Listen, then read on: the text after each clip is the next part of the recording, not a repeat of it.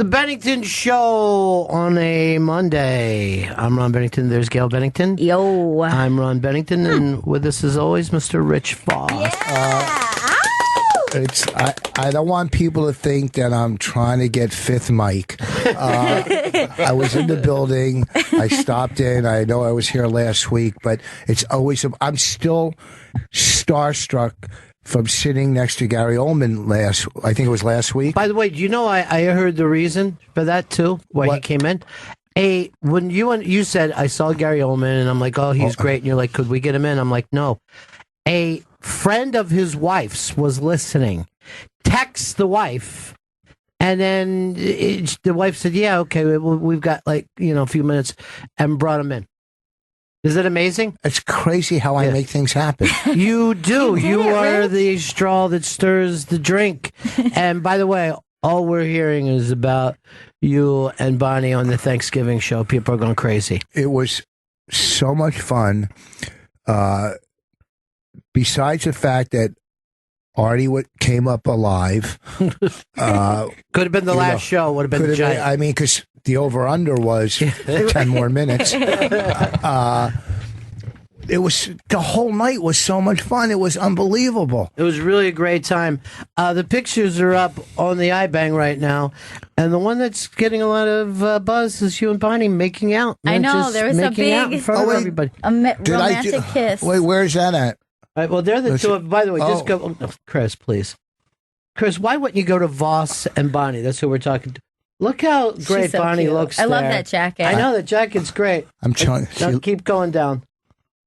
Look at the big smooch. The big old kiss. Yep, that's my yearly smooch. Yeah, the winner's kiss. God, my back is ripped. Go down one more and look at Bobby filling in for Artie. Seriously, it is amazing how many fucking hilarious people we know, and they were all on the stage at the same time. I mean, you could say any single person stole the show. I know. Do you know if that show was in a theater, it would cost $50,000 to see that show? If that was a stand-up show. Yeah. You hosting it and it would have been amazing, and right? Me closing it. I'm telling you, it would have just been always competitive. Now we are going to do a show together soon. I'm hosting at Gotham. I'm going to guess closing because it's a benefit for Patrice O'Neill to get. And this thing is going to happen. This picture of him. They're supposed to. They're going to paint a mural of him on the side of a building down by Houston Street and by the park down there. And I mean, it's supposed to be 4 or 5 stories. Yes, this is the kind of thing that they normally give Miles Davis or Jack Kerouac or you know what I mean, these iconic New York figures. And Patrice O'Neill is going to get one. I saw a picture of what it's going to look like. Chris, talk about how we can people can see this show. It was between him and Mayor Koch. And I thought you're hosting that show? Yes, I'm going to host that show. I thought you were talking about the one February 9th at the Ridgefield Playhouse we're doing. Oh, no, but I can't wait for that show. That's you and Florentine. But I didn't know you. Who else is on the show on the Patrice thing? Chris has it. Also on this show will be Bonnie McFarlane. You know Bonnie, right? From Thanksgiving? God, they'll just book anybody. She's so funny. Who else? Sal Volcano. Sal Volcano is going to be there, Nice. Big fan. Big J. Okerson. All right. Who else? And hosting Ron Bennington. That's a remarkable show. You know what?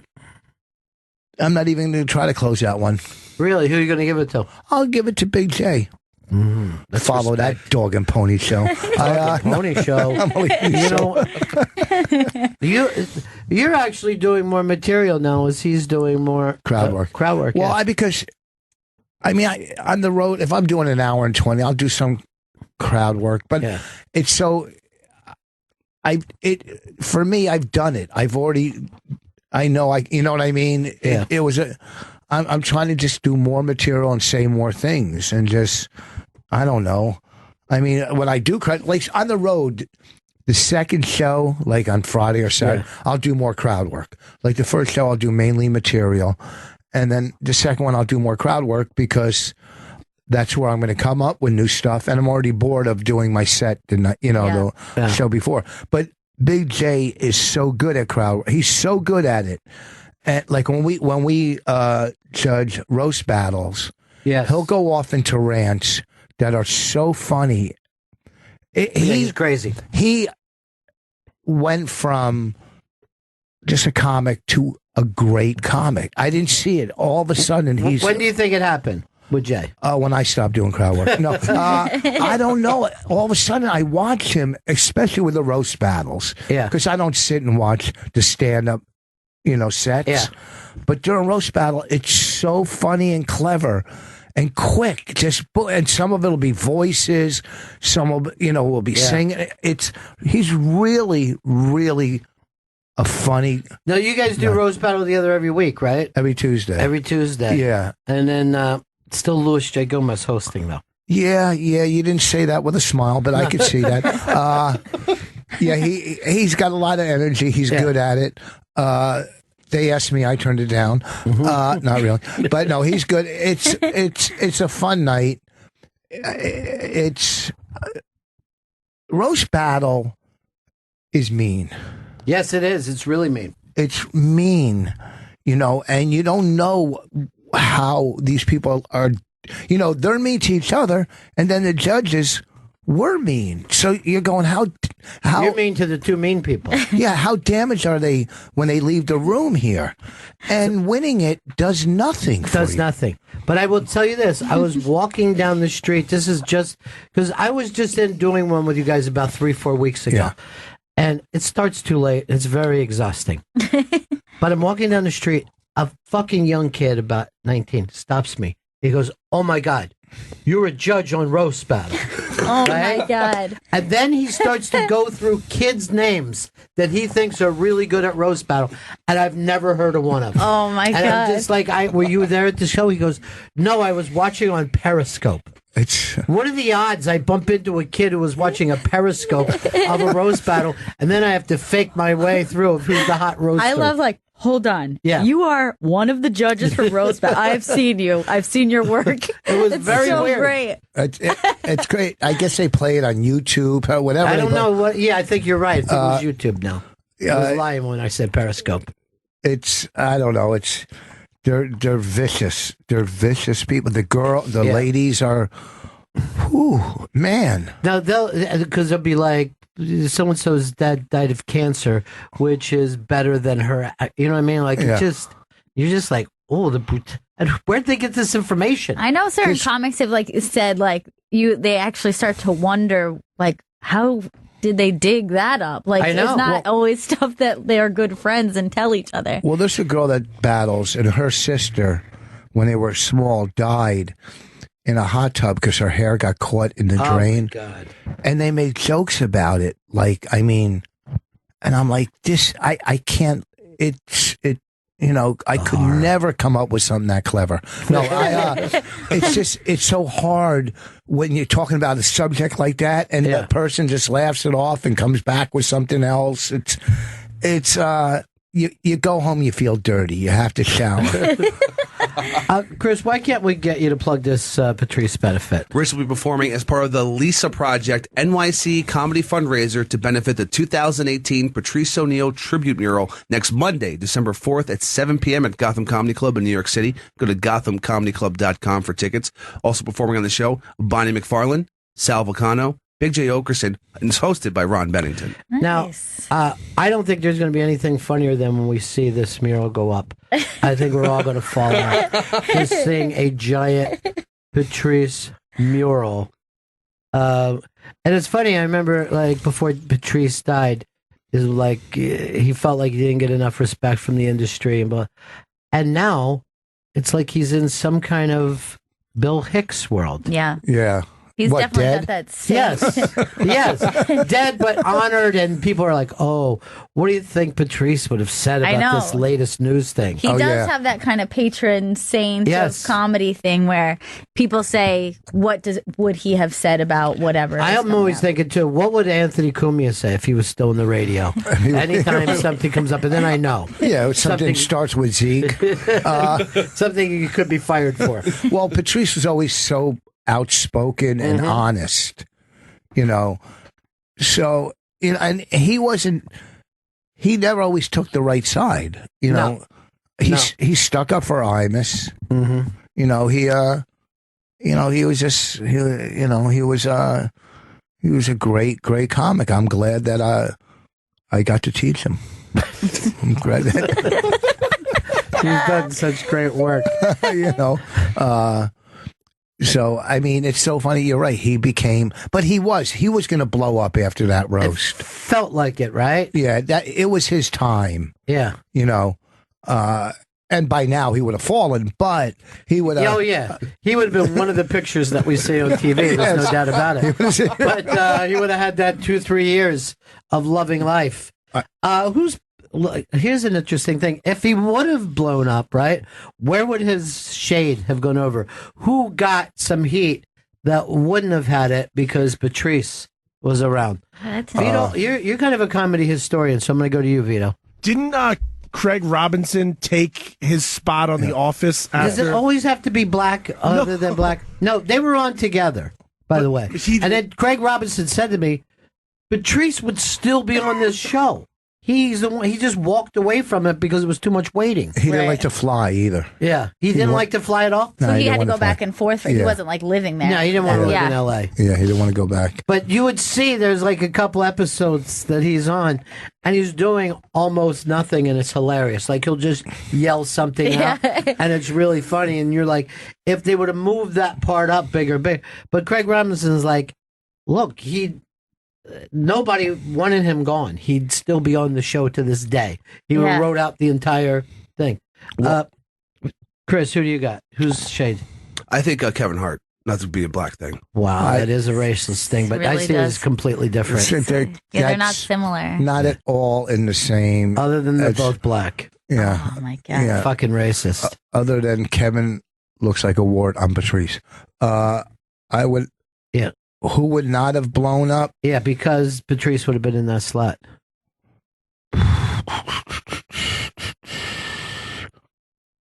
Give me 1 minute. Okay, take a minute. What about?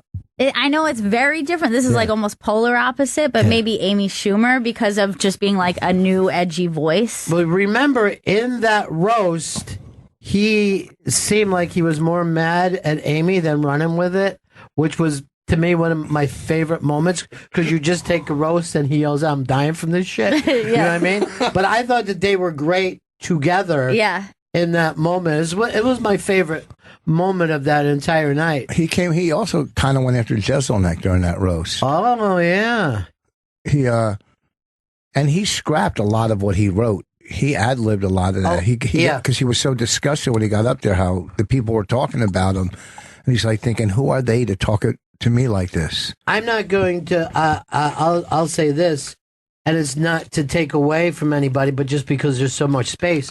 But a person who blew up kind of after Patrice is Bill Burr, and Bill Burr might have found Patrice in that lane. You know what I mean? Oh, that's a good one. That as Burr is getting this reputation as the kind of voice of a generation, the comedic voice of a generation, there might have just been another voice there, you know, and it doesn't mean that Burr wouldn't be doing great, but like it's that Beatles and Stones thing, you know, and like no matter what the Stones did, people would bring up the Beatles to them for years. Yeah, you know. I say Trump would not have won. Wow. I'm always interested to know Patrice, what he would have thought of Trump, and Joan Rivers, because Joan Rivers liked Trump. Yes, So would she have been a Trump defender, or would something have come up? I think, I kind of think that even though she knew him so personally, I still think that she wouldn't have put up with like any bullshit. Like if she wanted to call bullshit on something he said or did, I think she would have done it. You know what? If Patrice was alive, he might have saved Anthony's gig here. It would have been interesting. Everybody thought of that too. Did they say that he might have? He would have came in with his opinion, right? That wouldn't have been what it would just been what's going on in the moment, right? When Anthony self-destructed. So I think he would have been a big voice in that whole fine. Yeah, there's whatever. no doubt because, like you said, he came in for IMS, and it's a much different thing when somebody who is expected to be on the other side. Chris, you're not plugging at all, but the thing is, there's going to be. We all want to see this mural, and as soon as I heard about it, they said, "Would you host it?" I'm like, "Is that all night?" And they're like, yeah, you just can't come in and leave like everyone else is going to. It's the Lisa Project NYC comedy fundraiser. Why is it the Lisa Project? Yes. It's part of the Lisa Project. What's that mean, though? I'm not sure. Okay. Maybe Lisa Lemmonelli wouldn't have blown that up. would be great. She wouldn't have blown up if Patrice. It's a Lisa Project. That's an interesting one, Lisa Lampanelli.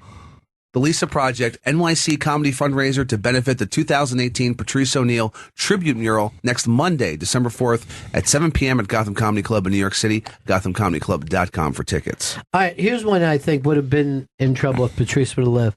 Because I think Patrice would have gotten the job as Sheldon on Big Bang Theory. Really? And I think that it would have been Big Bang Theory. And I think they Patrice also then. would have given him young Sheldon as well. They would have just had him play both. I haven't seen it yet, but I love young Sheldon. I've only seen the commercials. I but haven't it even looks seen those. Are great. they good? It's so good. I just when I heard young Sheldon, I loved it. By the way, Laurie Metcalf, I'm hearing a giant buzz on this Lady Bird movie. I haven't seen it yet. It's going to be the next film that I go out to see. Yeah, me too. Because Chris will not get me screeners or book anymore. I'm just like a regular Joe standing in line on 86th Street. I don't want you to be. Now, she's the one from Roseanne. Yeah, she's Yes. the one from Roseanne. She's an unbelievable actor. She's just great. And she's playing Lady Bird Johnson. No, she's not playing Lady Bird Johnson. This is a movie just called Lady Bird. No, are you serious? Yes, it's just it's not? another Lady Bird. I know. No, you're joking No, with I'm me. not. By the way, this country would be so polluted if it wasn't for Lady Bird Johnson. She's actually the first person who said, "Stop throwing shit out the car window." Gross No and one else bad. thought of that before. No one else. People would just be like, "I'm done with my trash." And Yes. they would throw it out the window. I saw someone throw a cigarette butt out their car window the other day, and I got I was Yeah. furious. But it's true. Even like years ago, I feel like you used to just see people like chuck like a soda out the window. You don't really see that anymore. But you you don't just see see that. like someone driving by and chuck Dude, you trash know what? out. People would go like this. We've got to get rid of our old refrigerator. Let's drive out to the country and look for a hole to throw it down. And then so other people would drive by and go, "Oh, they're throwing refrigerators down there. I've got this old fucking washing machine. I'll throw it down there too." You're right. Americans were just insane. But you would just see people like eating McDonald's or something and throwing the bag out the window. I remember one time I threw a bag out of my car, and then this Indian, a tear came down his eye. No. That is sad. Yeah, but it wasn't because of the pollution. It reminded him that his entire family had gotten tuberculosis. It's all connected, He really. just started crying. Chris, this is what I want people to. The Lisa Project. The Lisa Project, which Lisa. stands for Little Culture. Italy Street Art. Oh, that doesn't make sense. Well, it's in Little Italy. The Little Italy Street Art Project NYC comedy fundraiser to benefit the 2018 Patrice O'Neill tribute mural next Monday, December 4th at 7 p.m. Gotham Comedy Club in New York City. Go to GothamComedyClub.com for tickets. Rich Voss is on the show. Bonnie McFarlane, Sal Vulcano, Big J. Okerson, and hosting Ron Bennington. It's going to be a great show. I'm hosting this, but I'm also going to heckle. I think that would be fun if the host just sits in the back, gets drunk, and yells shit. I'm going to try to get Gary Oldman there. That's all I'm saying. Easily. Yeah. You just, because he's a team player. I felt like he and you had a connection last week. Well, I mean, You even chatted a little bit after. You did. yes, that's what us actors do. Well, we do talk a little bit about the business and Yeah. our personal lives, and I don't think that you guys know this, but Rich told me you were in the movie that has been pulled down. the Louis C.K. movie. Yeah, You and Bobby. I didn't realize. I didn't know. I don't know if I think we made the cut. Yeah, we were. Apparently, no one made the cut. The movie did not make the cut. So I know since I'm not. I mean, I could say Yes, we were co-stars. we were. It What's was. going to be your breakout It role? was Malkovich, then us, Bobby and I. We were. Did you meet big part. Malkovich? Not even close. He walked by me. Yeah. But I was in character the whole time, so even Smart. still, I wouldn't have talked to him because I'm, Yeah, you as gotta a get in the method. zone. You as, played a character named Rich. Boss. Yes. So I was trying to, and I was off to the side, just in my own world, just getting my lines down. None of them. And what about Bobby? What was he playing? Do you know? The opposite of me. Exactly what we were doing. We were paparazzi. Oh, was that right? Really? Yes. Hilarious. Bobby and I. Yes. And, I remember, for a week, I would walk around with a camera and just get into people's faces Yeah. and, be aggravating. We have and them here every day. You could always be outside. here. Cheers. Yeah, they're outside.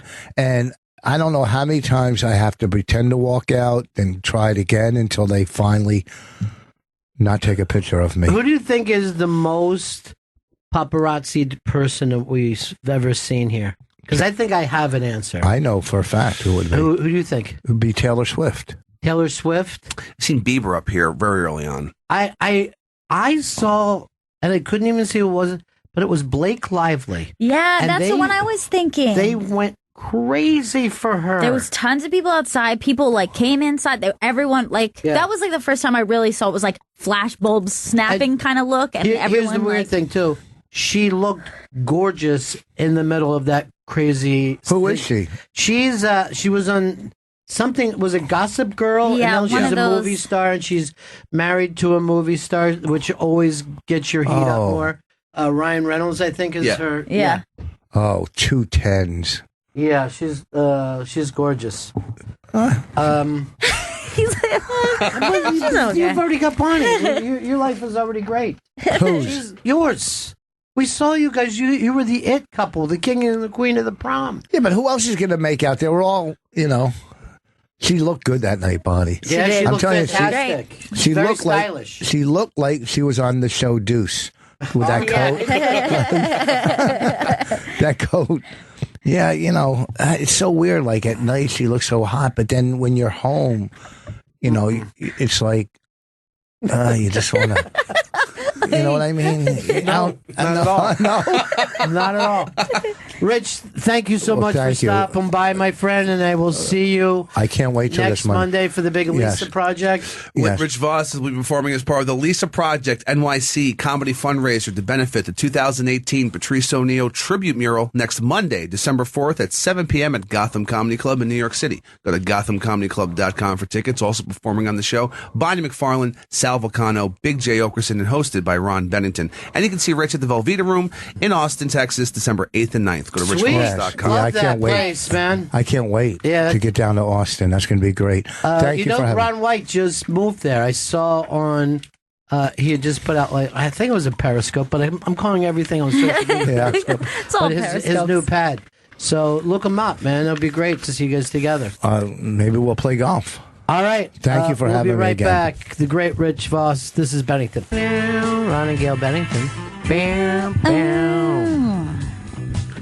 Still doing the same stuff. I wonder what. Please bring it down. Thanks. I wonder in the year 2018, which seems like it couldn't even be a year. I know. It's so far in the future. When will that be? Yeah. Wait.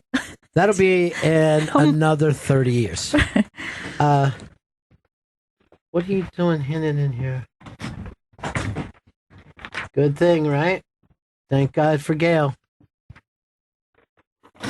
Gotcha. Which to me is next to nothing. Not even worth bringing up. Yeah. But by the way, how great is it when Rich Voss stops in? I don't know if there's anyone who can consistently make me laugh. I love that guy. I know you're supposed to say bad things about him, but I've never got it. And he's the fastest person on stage. Yeah. He's just like fucking lightning. lightning. Yeah. He really is.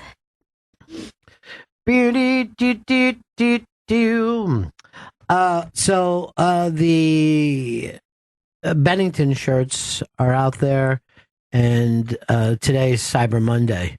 So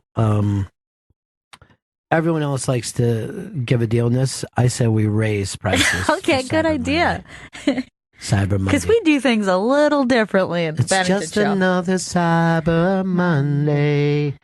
Vito, make sure you plug very quickly of this shirt because I don't know what it is. You can get it on BenningtonShow.com, or you can get it on the iBangShop.com, or you can go to @BenningtonShow on Twitter to get yourself a Bennington Show shirt. It's the Almost Bennington Show based on the Almost Famous. Now, speaking of well-dressed men, the best-dressed man I've ever met in my life, Paul Feig has a new J. Crew collection featuring pocket squares, suits, shirts, and ties available in J. Crew stores now. Go to jcrew.com. Let's bring in the great Paul Feig. I remember when Johnny Carson had his own line of suits, and I thought it was the coolest thing. Yes, at Sears, wasn't it? Yeah, in the whole world. I'm like, a man with suits named after him? And now our friend Paul Feig has the same thing. It's crazy. That's so exciting. Thank you so much. Thanks, Gail. How long did this kind of thing take place? I mean, for me, it's something I always wanted to do. Yeah. I love men's suiting and men's fashion style and all that. But when you tell your agents, "Hey, can you get me a clothing line?" They're like, "Yeah, okay, middle-aged director, that'll be easy." But fortunately, they kind of kept at it, and really, it was J. Crew had a really nice time when they did this thing with Jimmy Fallon, where he made those like iPhone cases that had like a pocket square on top. That you put in your breast pocket. So they were open to doing another collaboration with somebody much less famous. Now, what do you have to do for this thing to happen? What does Paul Feig do? Once they get me in the door, it's really, I come in with all these, what I want to do. And I said, what I wanted to do, I want to make a, men's 1.5 breast, suit, with a very kind of British meets Italian cut to it, and have things like working buttonholes on the sleeves and all that, which you normally get in like Savile Row kind of bespoke clothing. And then just, my kind of color palette I like to do, and just my basic philosophy I wanted to have come out, which is, men's suitings, I think you should get really nice, classic styled suits that, don't go in or out of style, and then you dress them up with different ties, pocket silks, boutonnieres that you put on, cufflinks, and it's all about the accessories that you put on things that then give your personality a chance to come through. But this is the thing about Paul, is like your suits for some reason make other people happy. Do you ever notice that? People will talk about your clothes. I love that. All the time. Now, this is something when you're a young person, you think, if I have one suit, it's a lot, right? But it was always in the back of your mind. Your first suits, would you say that they were classic, or did you go a little too crazy? No, I went classic because I grew up watching with my mom, like, Fred Astaire and Cary Grant. And so I loved that look. I love that really classic men's look, especially the double-breasteds. I really was taken with the shape of those on guys. But then when I was like 8 or 9, Groucho Marx was my hero of all time. And I read a biography about him, and it said that he never trusted men who didn't dress well. And so, of course, I'm like, oh, well, then I have to, to make Groucho happy, even though he's not around anymore, I have to do that. And so really took that to heart, and then started getting into the men's, Esquire and GQ, and buying books on it. And then it just and then it was also, I was in the disco era. So guys were kind of dressing up, even though it was much more kind of disco-y looking, but it was all about suits and that kind of thing. But there does seem to be a return to caring about men, because I think that there was like a dip for a little while, and then I don't know what it was, but something about the classic suit and bringing back pocket squares and tie bars and different things that were kind of like accessorizing suits, like came back again, which is really great. Well, I think it was kind of my generation of guys were the ones that rebelled against the suit because we were used to our parents wearing it, and the teachers, authority figures always wore suits. So it was our way to kind of rebel, and also everybody wanted to kind of be younger than they were. So that's what happened. I think young guys now have watched a generation. I think you're always just influenced by the generation before you, and they're going like, oh, these guys all look like a bunch of slobs. I want to step it up again. Yeah. So it's nice. I do. There's much more openness to it now. The adults in the 70s, though, wore a lot of bad suits. There was a lot of of bad suits.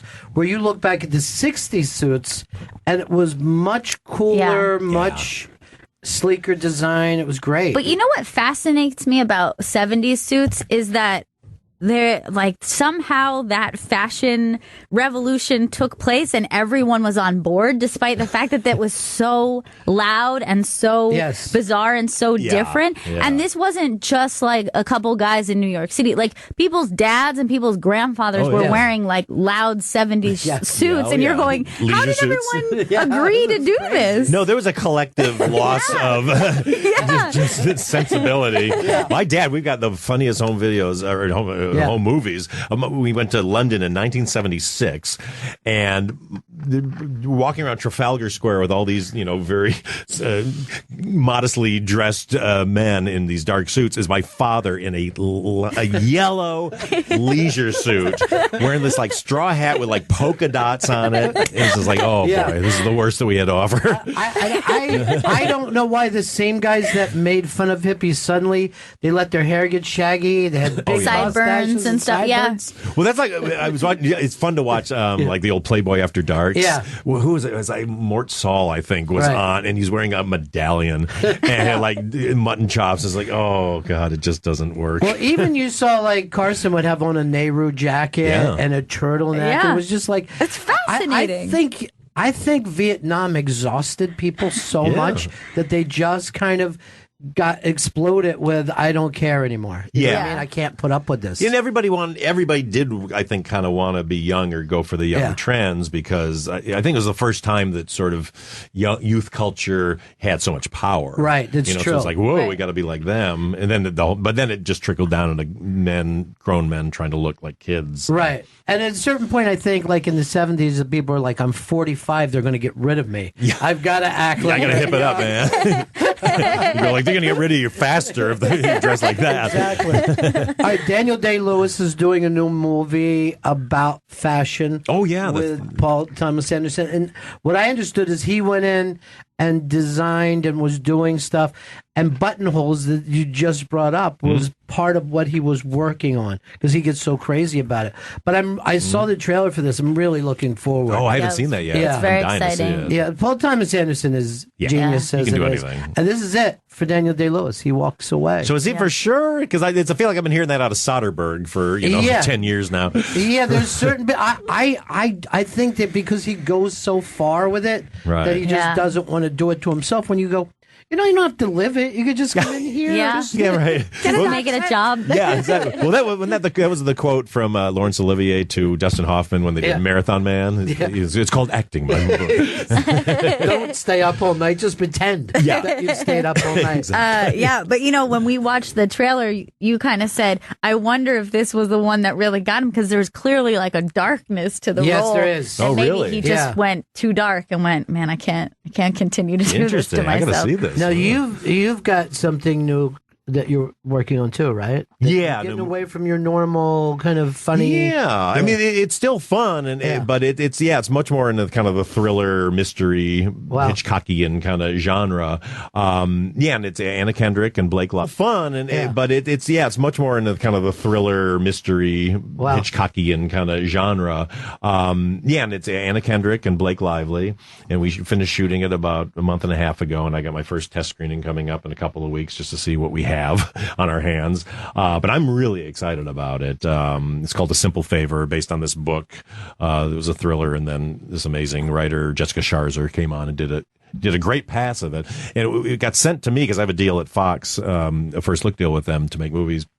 And they sent it to my company to see if we would produce it because they said, well, we don't know. It said this movie, it's got so many twists and turns and it's kind of funny, but it's really dark. Like, can you guys figure it out? And I read it and liked it so much that I said, I want to direct this.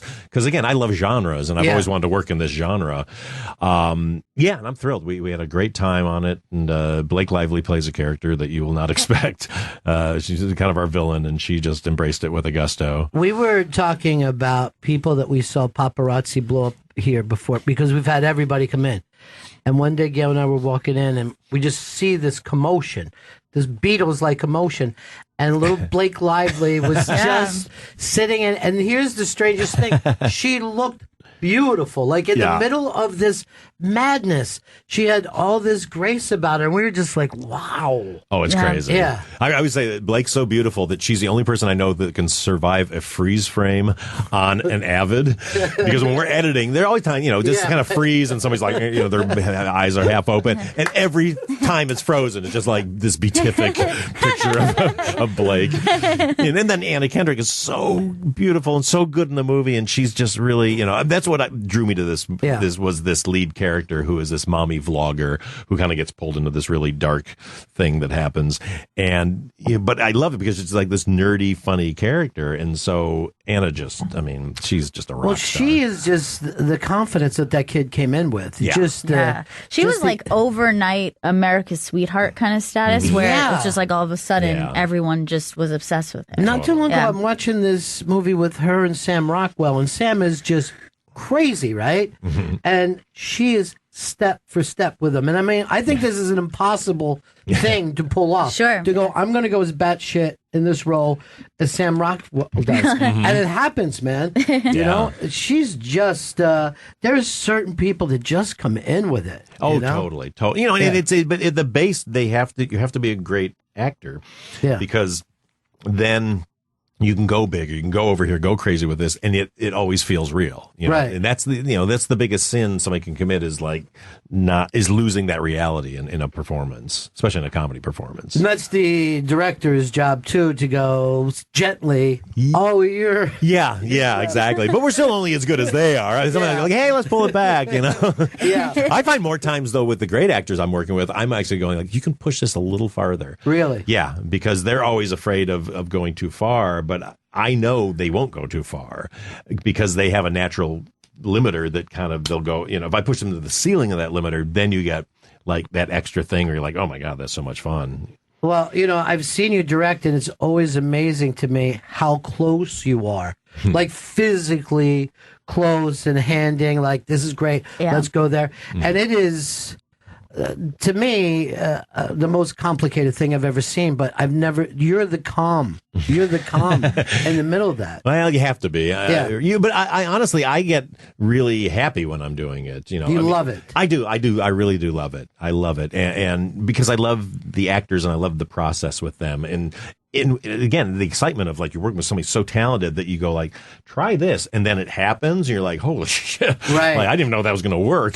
But do you ever get stressed in the moment, or does it ever get away from you? Well, you're always stressed about the things that stress you are time. I always tell anybody who's going into directing, buy a really nice watch because you're going to be staring at it all day. And the other thing is if a movie's going well and you're in the middle of production, then you start going like, oh, today's the day I fuck it up. Yeah. And so the stress kind of builds as it goes along. If it's not going well, the stress is terrible because it's going badly. But more often than not, it's going really well. And you're just like, don't screw it up. Don't screw it up.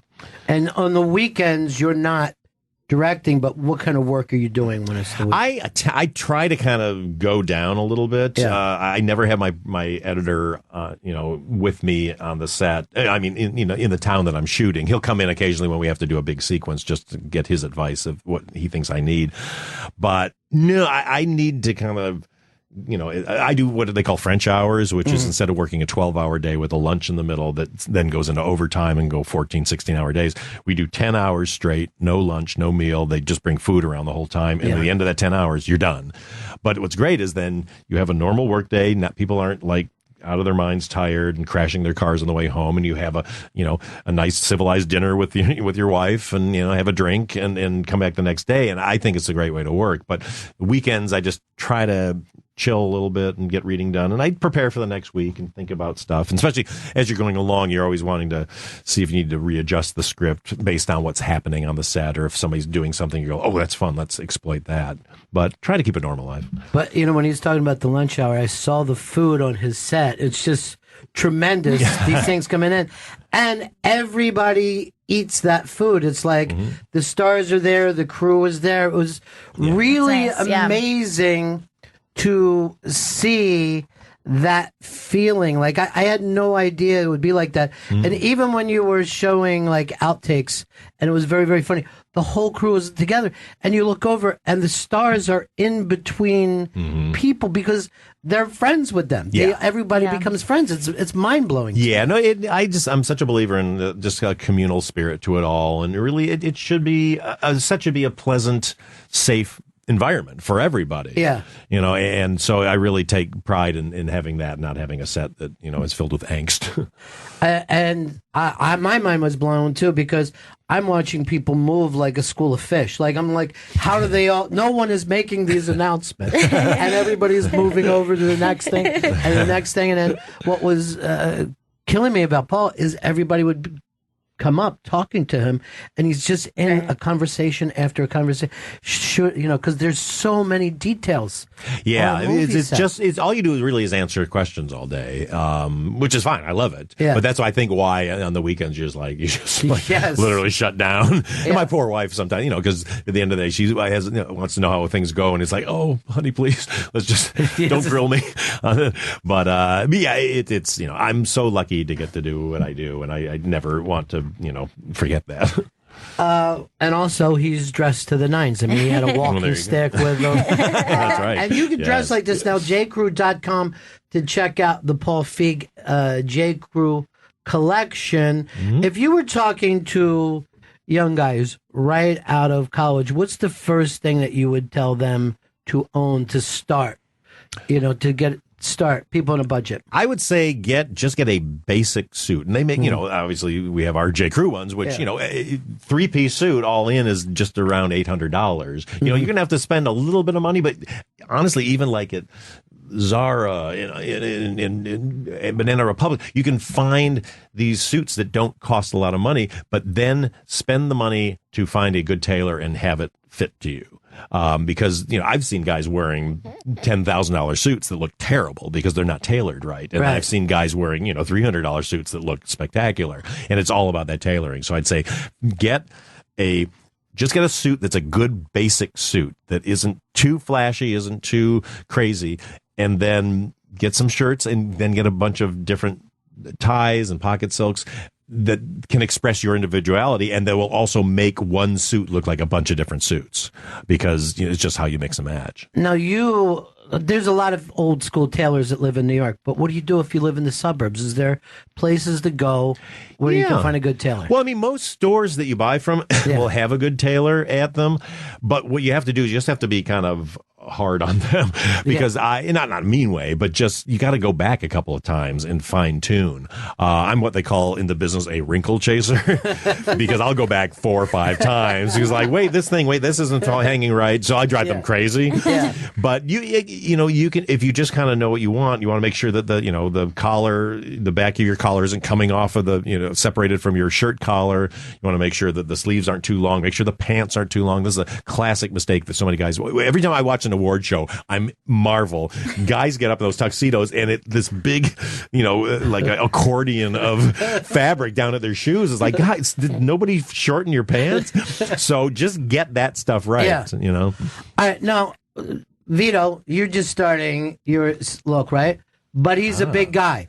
Is it easy for him to find the same kind of tailoring? Yeah, totally. Again, you just find that, whether it's, if there's big and tall places, or you just, all kinds of fitting for the suitings, but then just find the tailor that can get the right one for you. And you'll know when you put it on if it just doesn't feel right for your body type. And then it's just getting the fine tuning right. But the suits can make anybody look. You went for your first suit this year, right? Yeah, I got a Liz Claiborne suit. Oh, yeah, it was. Were you happy? That's nice. Yeah, it worked. It looked pretty good. I mean, I thought I was a hit at the wedding I went to. Good. And did they tailor it at the store for you? No, I ordered it online. Oh, so you haven't been to a tailor yet? No, I have not been to a tailor yet. I think I hem the legs Oh, okay. My mom did it for me. Oh, well, that's good. I'm sure she did a nice job. Well, if in doubt, get thee to a tailor. Yeah. Even a lot of dry cleaners will have Right. like a tailor on hand. So just get somebody a critical eye to look Here's at what it. we ought to do, Vito. You come in wearing the suit one day. We'll take a picture of you wearing the suit, and then we'll have the after picture of you tailored. Yeah, that's a good And idea. we'll see if Paul is what he means, because this person will be in charge of making sure this fits you There we correctly. go. Let's do a makeover. Yes. Yeah. I got a tailor in my lobby, so I mean, this is perfect. There you go. See, look at New York has a lot of tailors. There is a lot. Yeah. Yes, exactly. And if you find a good one, like I only a couple years ago found a tailor that was like, oh, when you spend more money and do with someone who really knows what they're doing. Yeah. Because I'm so short, every dress I own, every pair of pants, everything has to be tailored. But when you find someone who's like amazing at it's it, the you're greatest- like, oh my God. Yeah. I just found a great new tailor actually in LA, pardon me, who he does tailoring for Tom Ford. And wow. What's amazing about him is I can take old suits that were completely out of style because they're too long or this or whatever, and he turns them into suits that now look good That's today. cool. And it's not cheap, but at the same time, it's much less than buying a new suit. And they're worth their weight in gold. So you'll just bring him a suit that you had years ago, and it kind of looks brand new and different. If it's within the realm of not being so insane, he can. A lot of times, what happened is suiting jackets have gotten shorter now because they used to be really long, and so that's kind of the telltale thing of like a suit has gone way out of style. But they'll just take it and they'll trim it in a way where they can do that. And they can even raise the pocket sometimes, and then you have a whole new suit. I saw a thing when the Esquire network was on and you were on, and Paul, he gets a suit. He also goes to this great place for oysters. Went for another place for what drink? Well, I'm trying to remember what was a drink in L.A. that you were. Oh, martini. I went on a kind of a martini tour there. And it was in this old great place, and I'm like, what style my man has? You know what I mean? Just living a lifestyle. People don't really do it anymore, but it's like going to a spa sometimes. Well, I'm such a proponent. I love being an adult. And when I was a kid, I hated being a kid. I couldn't wait to be an adult. And I was watching shows like Bewitched and all that stuff where they come home and they make a martini or they be at this cool nightclub or whatever. And I go like, I want that life. And you realize that life is out there. You can live it, and it's not necessarily like you have to go to the most expensive place. Like I won't drink out of a Solo cup. Like I won't drink alcohol out of plastic because then you're just saying I'm just literally trying to get drunk. And the pageantry around like a beautiful drink and it comes in the glass. That's why I love martinis. There's nothing more beautiful than a martini glass, and the bartender makes it, and then you get it, and the way that and the bottles are all lit up. Like every movie I make always has like some scene in a bar, and all the bottles are lit from the bottom because I love that look so much. But there's nice places that aren't that expensive or old places, especially in New York. My God, all I love finding what are the old places that are so cool. You go to like Keen's Steakhouse. That's so great. Or like the St. Regis Bar, the King Cole Bar. What's more gorgeous than that? But it is true of almost every city that you can be in Philadelphia and find a few spots that are amazing, or in Kansas City, some places that go back to the Art Deco era. You just have to go out looking for it. You can't just wandering around in the suburbs. Old hotel bars are almost always a great place. Yeah, though I did the martini thing in L.A. That was at the Roosevelt downtown, and just gorgeous place. And I didn't even know that was there, that bar. So they did little found gems. The Paul Feig for J. Crew collection, go to jcrew.com. And a simple favor coming out with Blake Lively and Anna Kendrick. This sounds amazing. Do you know when the release? So that's going to Not sure yet. Probably next fall, we're thinking. All right. So we're still kind of early days on post right now. So great to see you, my friend. Thank you. Ron, thank you, Gail. It's always you guys are the best. Thank you for always having me in. I love it here. We'll see you next time. Thank you. This is Bennington. It's the Bennington Show. Cyber Monday. We just had our friend Paul Feig in. I feel like you could wear one of Paul Feig's suits and dance to this song. Feels like that kind of. I feel like Paul Feig has a suit body. You know what I mean? Like there's certain people who have the great suit body, and I think it's perhaps easier for him. Look, there is a perfect suit body, and certainly if you have like a slimmer frame, it's easy. But I will say that personally, I think a suit looks good on a skinny guy. I think a medium build. I even think a big guy in a suit looks good. But there is only one body type that I always think that looks ridiculous, and that's a muscular guy. A muscular guy in a suit, every time I see it, I go, well, that looks ridiculous. You know who has that problem, I think, is The Rock. Yeah. The Rock has a body that people would be like, oh, it's an amazing body. But put a suit on him, and it looks freakish. It looks really weird. When there's a super muscly, not a little muscly, when you're really, really muscly and you put a suit on, it just looks preposterous to me. Interesting. I never liked that That should look. be our goal, our business goal for Shark Tank is bodybuilder suits. Right. Hey, sharks, you know how bodybuilders have a tough time? Like, look at this one. That's like that one still, but even go to the right where he's like buttoning the suit. It's like, you see how like it's just that shape. It just like, And he loves the suit. That's the sad thing about it. It just becomes that weird triangle, and it's just too broad in the chest. It looks crazy. What you want him to do is get softer, put on a bunch of weight, get out there like that. But even a big guy in a suit, a heavy set guy wearing a nice suit, I think can be Can like I a ask good you look. this question though? Does this look good? Fat guy in a little coat. Now, this is the other thing about Paul Feig. There's no one I like more. There's nobody I like more. But he ruins that thing for me that I always think, if me and this person were in high school at the same time, would we have been buddies? Interesting. And I don't think we would, because he does the freaks and geeks thing. Right. And I definitely more freak than geek. Yes. But if you remember the last episode, Freaks and Geeks, the freak hung out with the geek. Yes. But then, like, the main premise is like she was once with the geeks, and she used to be kind of accepted by the geeks. Yeah, and but then I she mean goes to the guy freak. Yeah. What's his name on the show or in real life? A matter of fact, he was here today. Franco. Yeah, James Franco. He was playing Dungeons and Dragons with the geeks in the very last episode. By the way, I know it's been said a million times. Freaks and Geeks. It's a really fucking smart, good show. It's For a kid show that's smart like that. Yeah.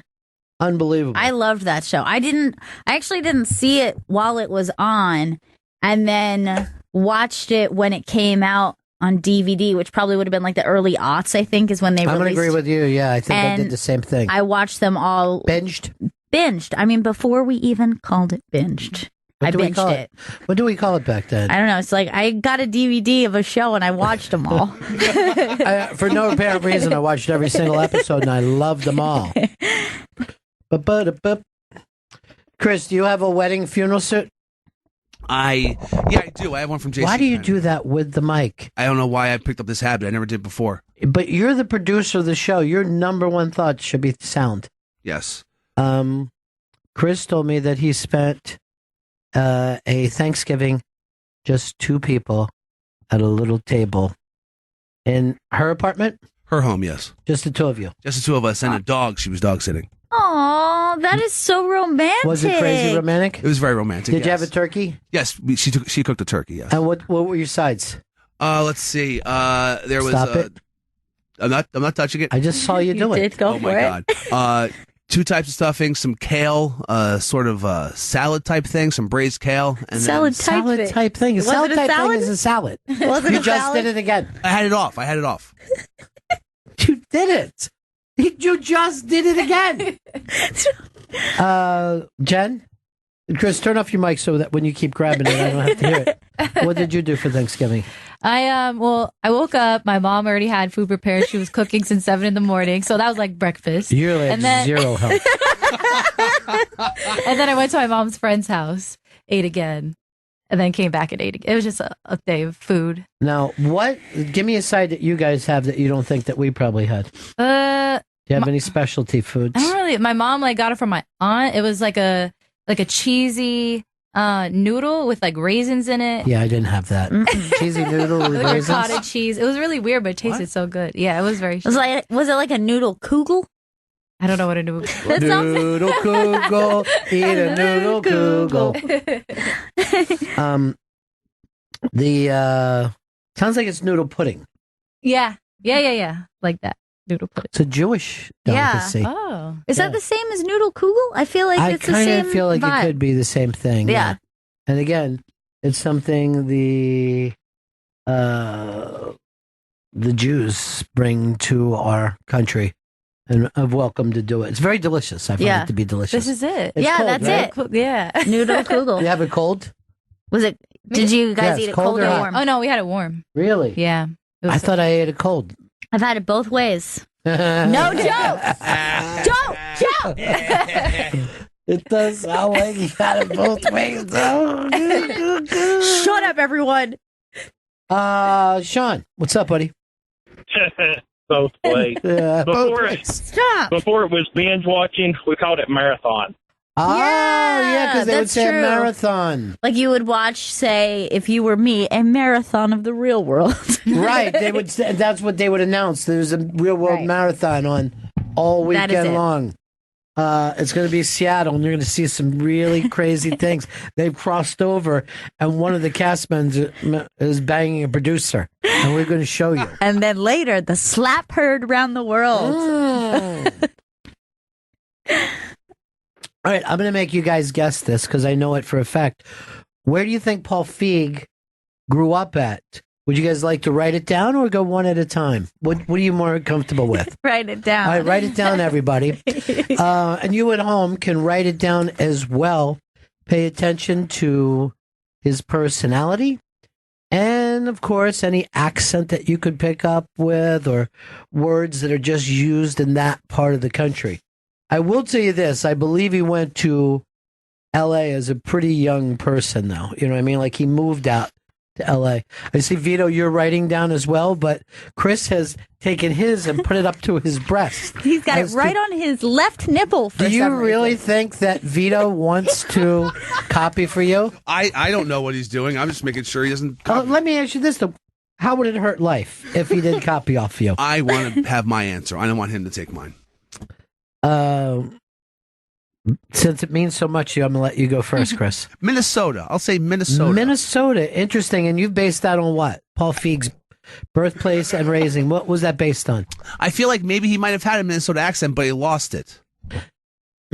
I wonder if you just think of him as a real white guy and it's almost a prejudice. Like, hey, there's a lot of white people in Minnesota. Yeah. Vito, what do you have in there in the sick room? Long Island.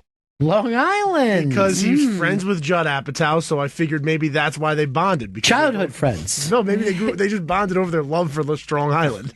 Okay. Jen, let's go to you. So I based it off of his personality type and like his, dressing nice, specifically Miami, Florida. But I'm saying Miami, Florida. Oh, Miami, Because Florida. they dress super nice. He has like a little bougie, way about him. Bougie way of about him. I like it. No, what do you All have? right. So I had to guess that I felt like he had to have some access to suburbs because I felt like Freaks and Geeks is kind of a suburban Very story. good guess. Okay. But I also think that, I imagine him not living too far from somewhere cosmopolitan. So I went with Peoria, Illinois. Interesting. Very specific. Interesting. Peoria, Illinois. Some people Wow. have wow. Wow. Chris, why did you give me an Owen Wilson wow? Also, I'll say Twin Cities, Minnesota. Just to, we were giving cities out. I would have given you Twin Cities on Minnesota. Now, if it's anywhere else in Minnesota, perhaps Duluth, you will not win. Oh, no. Chris, Yes. you were obviously out. Vito. No, nobody's from Long Island except for Billy Joel. It's one Jen? person. I think that one thing that you forgot about the well-dressed people in Miami is they tend to be either Cuban or Puerto Rican. I think that he would burst on fire if he lived in Miami. He's very light-skinned. Gail? Peoria. Peoria, Illinois. He is from Michigan, somewhere in the sprawling city of Detroit. Oh, wow. Yes. Detroit. Well, you have to remember, the way you think of Detroit now, he would have been coming up in the 60s and 70s, and that was just the beginning of the turn of Detroit. Yeah. But Detroit and its suburbs were at one point the place to live, for particularly suburban life. Yeah. But good call, and going back to Freaks and Geeks and knowing that it had to be suburban. Yeah. But I kind of thought he had to live somewhere within a drive to a big city. So obviously Detroit is where he's from. Well, and no matter where you're from, unless you're like from Nebraska, right. If you're a suburban kid, you're close enough to get to that concert. You know what I mean? And that's the big thing. Like, we're driving into town and we're going to fill in the blanks fucking band that everyone in our city, in our school is going ape shit for. This is something Chris Stanley doesn't understand. No. Because he is, he's from the city. Yeah, he's a city boy. City mouse. Same with Vito. Yep.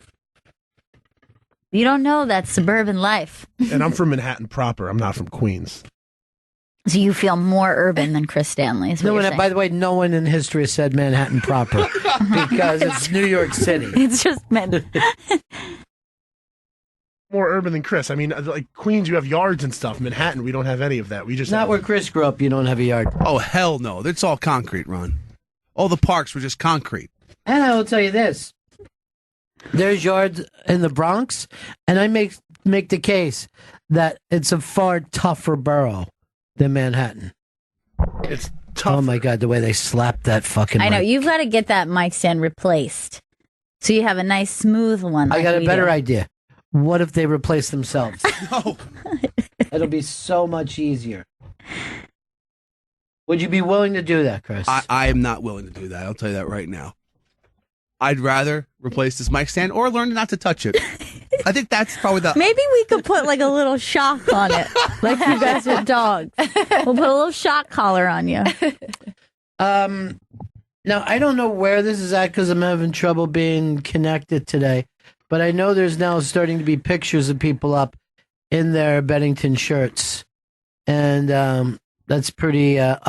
Twitter has it, Chris? Yes, Twitter has it. Twitter has it, yes. You okay? Sounds like you just went underwater for a second. Yeah, there's a nice, beautiful montage on the Bennington Show Twitter of everyone in their new Bennington t-shirts. He means collage? Collage. It's a collage. He said a montage. Everyone knew what I meant. And then Vito, he means collage. By the way, Vito's all his cousins are named Collagio. Oh, this is great. This is so cute. I love this. The early Bennington shots. I feel like I want to do a party just for them sometime. I just got that image now. First of all, Thanksgiving was so much fun that I feel I had this feeling today. I wish we were doing a Christmas show, and I just started to think of like a great Christmas show, like a special, like a parody of a special. I'm like, what am I talking about? That's insane. That's too close. But yeah, we had so much fun. I mean, honestly, putting it together and everything when we had first started putting it together, I knew that it was going to be a fun show. But the fact that at the end of the night, we're standing there and we're singing with everyone, and I'm going, I can't believe that this show went the way it did, even though I had all these high expectations, but I never thought that we were going to be able to pull off with as many guests as we had and different right elements. When all the radio shows said first day, yes, oh yeah, we'd love to. By the way, I'm going to go over and do the AA show today. I want to get together with, because Jay's coming in later this week. Voss was in today. Bonnie later this week. I want to drop by on Jim and Sam show just to say thanks for so much fun. Here's one of my favorite things that happened too. Is, and this is an idea for everybody. There's no way that the world champ wanted to go up and tell a street joke, right? It's just not in his nature. He doesn't do it. He has his own aesthetic. But instead of saying no, he thought his way into making it something funny. Yeah. And that was one of my favorite parts of the night. It was so, so fun. And also, when Chip Chipperson asked me to read his thing. Did you notice in the read what I was doing? Yeah. Where did you think it came from? I don't know where it came from, but I noticed that you were having a very specific delivery. It was like bringing out Tenacious D. Oh. And it was funny. Yeah, that's right. It occurred to me while I'm doing it, I'm like, oh, this is the Tenacious D bit. Oh, that's totally what it was, because it was reminding me of something so specific. What was that thing? Have I been handing something and I'm just going to do a job of reading it? Right. I don't mean these things that I'm saying. Right. And that was Paul, what's his name, I think, that did that, right? Mustache Paul? I'm not sure. The comedian? Who's the great comedian that we... Paul F. Tompkins? Yeah, I think Paul F. Tompkins right. was the guy who did that. You're right. I think he was the guy who announced them on stage with their, like, over the top. Yeah, but he just and I was just dry reading it, and I'm like, man, this reminds me of the Tenacious D. It occurred to me halfway through, and then that was like a weird, thrilling moment for me. Yeah. Like, this is great. It was Paul F. Tompkins, confirmed. Confirmed. We have confirmation. Great. We have confirmation. The eagle is down. Repeat, eagle is down. That is confirmed. I love this, what did you call it? Collage? I love this collage. Montage. No, montage. I said montage. I love this montage. All right, make sure that when you get your Bennington shirt, you send in a picture so we could get this up. As part of our montage, our famous montage. Chris, tell people how to pick this up. Oh, you go to iBangshop.com. You go to the... Can you get out of the way and let Vito do this? Thanks. Vito, I made a mistake by not calling on you. You will be... You will be the only person. The iBang shop. What Chris meant to say was iBangShop.com, BenningtonShow.com, or Bennington Show Twitter. Buy your shirt, take a picture of yourself in it, and then send it in, and you'll see yourself on the Bennington Show Twitter page. Montage. Right on our montage. Be a part of our great montage. You know what Chris Stanley said to me today? What's that? He said, I live my life in the city, and there's no easy way out. What song? Anybody? Song or band? I don't know. I live my life in the city and there's no easy way out. Mm-hmm. I think it's There Ain't No Easy Way Out. The band is called Oasis. And, what's that dude? I don't know. He looked familiar. And then he pointed at us. Do we know him? Vito's going to go look. We're going to sneak around, see if we know him. That's Jeffrey Donovan from Burn Notice. Yeah, I don't know why he would be familiar to me. Nor I familiar to him. But you were very quick with the name. Yeah. Well, he was Vance Munson in Hitch, and I've always remembered him from that role specifically. I have to say that you seems like something happened over the break that you just became head and shoulders above Chris Stanley. What happened? Not that we're comparing. Sounds like there's a lot of comparing going on. I mean, I know I screwed up that plug. Well, you said shot. Yeah, Haspa said this. As a product of the Bronx, I would like to know how many times Vito and Chris have had guns pulled on them. For me, it was 3. Have you ever had a gun pulled on you? I had a gun pulled on me by a police officer once. That doesn't count. What were you doing? But no, non-cops, no. Never had a gun pulled. I've had 2. Once during what I thought was a robbery, but was just a person being crazy. And the second, the father of a son who was beat up by a friend of mine and came over and thought he could push us around by having a pistol. Oh, my God. Shit. And both times, very, very comfortable. You didn't feel that? Very at ease. Yeah. Matter of fact, a good friend of mine was in the middle of a robbery the other day and felt incredibly calm. And that's Flathead. Really? Yeah. I think he was calm because he was the one holding the gun. Robbing, stop touching that. I just watched him go like this. He's batting at it like a kitty cat. I think I don't notice when you grab the mic here. It's that mic. I know. You just did it, Chris. I actually move mine a lot, but it's silent. Yeah. let's do this, Chris. $100 every time Oh you God! touch the mic. $100. I don't got it, man. I know. That's what makes this really exciting. I was hoping that you would grab that Oasis song, Rock and Roll Star, so we could listen to it. Damn, I should have brought this up to Paul Feig.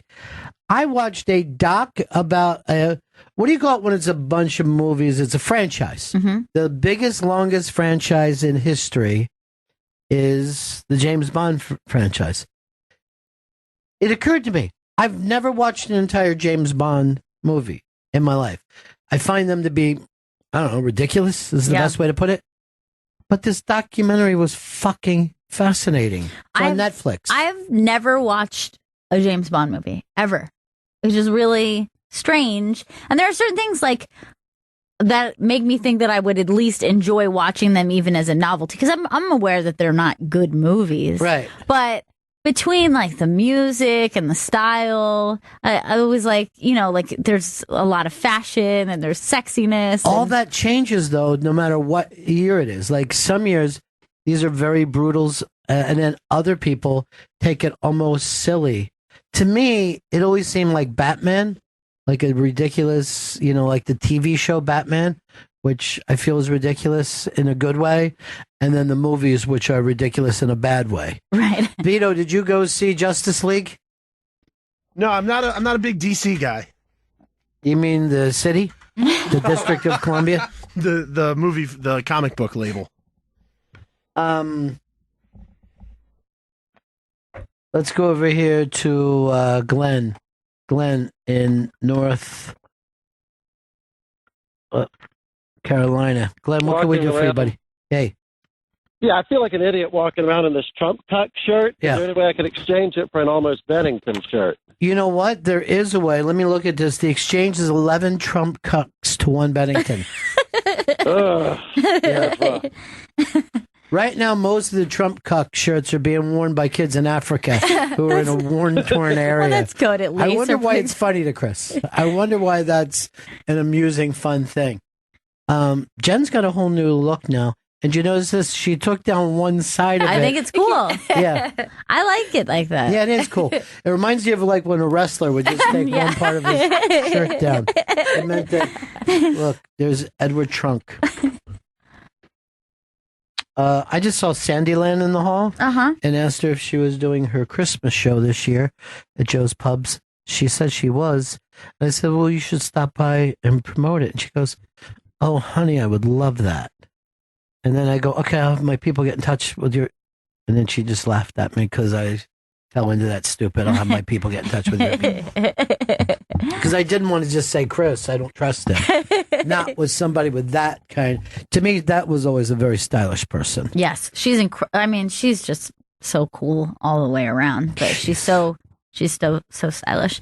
Plus, Vito has a very he has a nice relationship and rapport with Miss Sandyland. And yet, he hasn't had her in since the whole time he's been here. Now, in the would you have been friends with this person if you were the same age in high school? Okay. Let's all look at Vito and say, would you have been friends with Vito? Chris, you go first. No. Gail. 100% yes. Jen? Yes. And in my case, not a fucking chance. Would you have been friends with Chris Stanley in high school? Same age. I would imagine Chris would be one of those people who your friend was friends with, and you're like, you're going to bring Chris? Yeah. All Vito? right, I guess. I want to be friends with that guy that looked like me. Jen, would you have been friends with Chris? Probably not. For me, 100% yes. Out of everyone sit here. But I will say this, Gail, yes, I would have been friends with Gail. But I probably would have been closer with Chris. You know why? Dude. Yeah, he's a bro. He's a dude. And he's... First of all, I know this about Chris. He's never going to fucking rat you out. Never. Although recently you did rat me out with something. He fucked me over, but I took that as stupidity more than disloyalty. I didn't realize that. Yeah, I don't think I realized. Yeah, That's you did. less. Yeah, That's because you know less what bad. the fucking play was? and you went in the opposite direction. You actually blamed somebody else, but, you know, we had all agreed that it was going to go the other way. Now let's play this. Would you have, I hate to bring this up, Chris. I hate to tell you how to run that room in there because you're doing a fucking terrible job, but would you have been friends with Jen in school? Yes, I definitely would be. Chris, what about you? Would you have been friends with Jen? I think I would have tried to have been friends with Jen, but it wasn't going to happen. She would have blown me off. Smart. Vito? Would you have been... Vito had to use the bathroom. Oh Dude, we have breaks. I know. Tell him the next time he shits during the show, don't come back. What's going on with it? He always shits during the show. He's the only one. He also never feels his shit coming on. It's just an immediate... Yeah, why is he in an emergency shit situation At all every times. day? I don't know why. We still can't get him to grab that Oasis song. It's such a fucking great song. Where are you on Oasis? I like them a lot. And I think that their songs that became popular are like some of the good things of the 90s. You know what I mean? Like some of the stuff that you're like, oh, well, we had that. Some of the post-Nirvana stuff. That but I like this is way more rock and roll than... Yeah. Now, which brother is which? Who's the singer, Chris? Who's the guitar player? Liam is the singer. Noel's the... You almost said Noel. I almost said Noel. Now, which one is like a little bit more of a pain in the ass? Is that It's exactly Noel? what Noel says about Liam. He goes, how would you explain your brother? He goes, he's just a pain in my ass. And he goes, I know everyone else in the world disagrees with me, but I'm telling you it was a pain in the ass. Guess when these guys are getting together again, according to Noel? When? Never. What? He goes, it will never happen. He goes, my brother crossed the line with me. He said stuff about my wife and kids. This is not happening ever.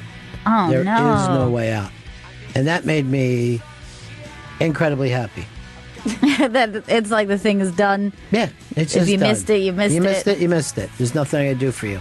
You don't get it. Now, I think if you look at certain bands that broke up, right? Let's say the Eagles.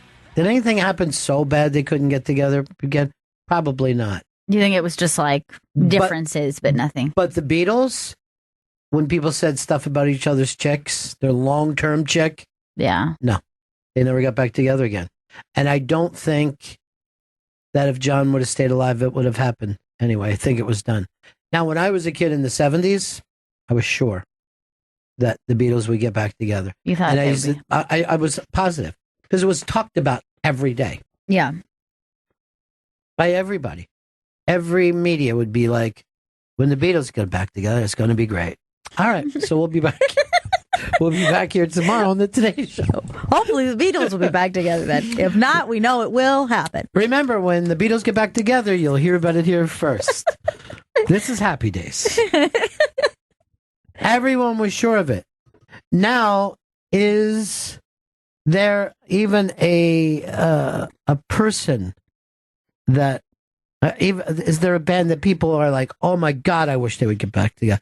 I mean, there's bands that everyone wishes would get back together, but it's not universal. It's not talked about every day. Well, it's crazy that we just had this experience, but when REM stopped touring, I was really, really heartbroken and really upset that I had never seen them. But you had a full 25 years. Yeah, I did. Now, And not of your, I mean, you would have had me take you. yes, but still. Bad parenting.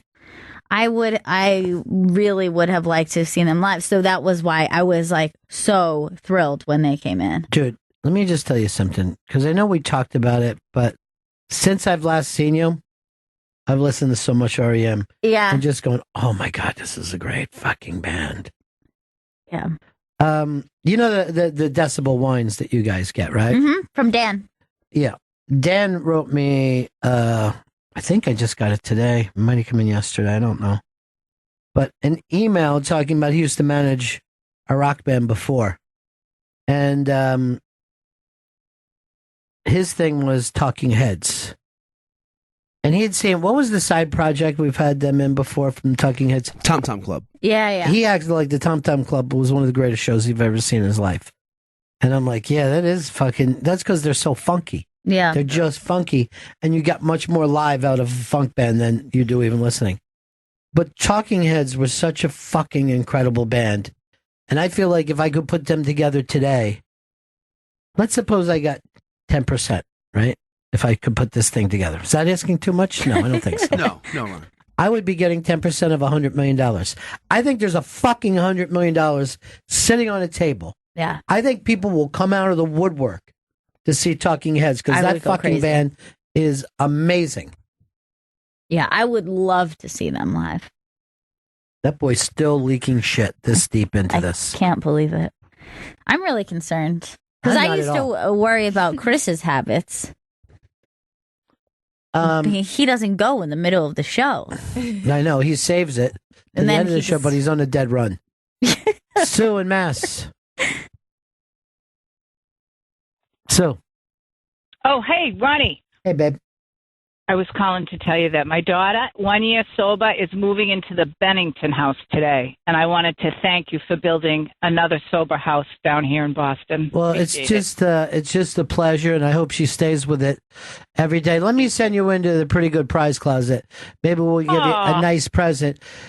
Chris, something nice and cool that's signed that you could give to her daughter going into the Bennington house. So bring I it up. will give it to my daughter going into the Bennington house. Thank you, Ron. Love you. Take care, darling. Mark in New Jersey. Mark. Yeah, I was just thinking about how about Pink Floyd with Roger Waters and David Gilmour. I mean, they broke up for, I don't really know what the real reason was. They just didn't like each other and the way they were writing songs. But, I mean, they're both super talented and still alive. And they will not get back together. They came together once for Live 8. Remember that Live 8 concert, which was... Yeah, back in 2008. Yeah. And it was great. I saw Pink Floyd together in the 70s, and I'll just say this. My mind was fucked. You saw them in Philly? I saw them in Philly. Yeah. And when I was in 9th or 10th grade, here's the fucking... You ready to have your mind blown? Yes. So we go to see them. Naturally, we do a little bit of LSD, okay? So that our mind can be perfect for this trippy experience. They come out. They're doing songs we've never heard before. And we're fucking freaking out because they're playing Wish You Were Here. They're playing songs from Wish You Were Here, which was not released until later this year. So it must have been like 75. I'm not sure, but it might have been 75. And it's fucking unbelievable. Then they go off the stage. We go, is the show over? We're like, oh, is the show over? Like, we're just asking people, like, excuse me. Was that Pink Floyd and is the show over? Because my mind is fucked. It's fucking... Then they came back out and did an album in its entirety called Dark Side of the Moon. Holy Boom. shit. And really amped the fucking weird shit. There was a point where a plane came down out of the ceiling, physical plane, hit the stage and blew up. What? How? They saw 9/11 coming, is what I'm trying to tell you. I experienced 9/11 in the fucking 70s that night.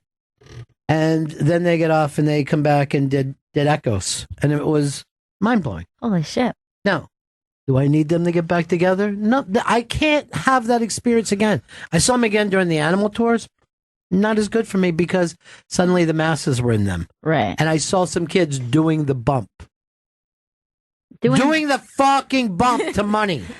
Like, when I saw them the first time when they played Money, no one was like, oh, this is my favorite song. I heard it on the radio. It was just another part of the show. But the dance, the bump, they're doing like the this? Yeah. Two girls had their asses slamming together in front of me. And I was like, I know it's over. I know whatever fucking little period was great. Was great. Steve, what's up?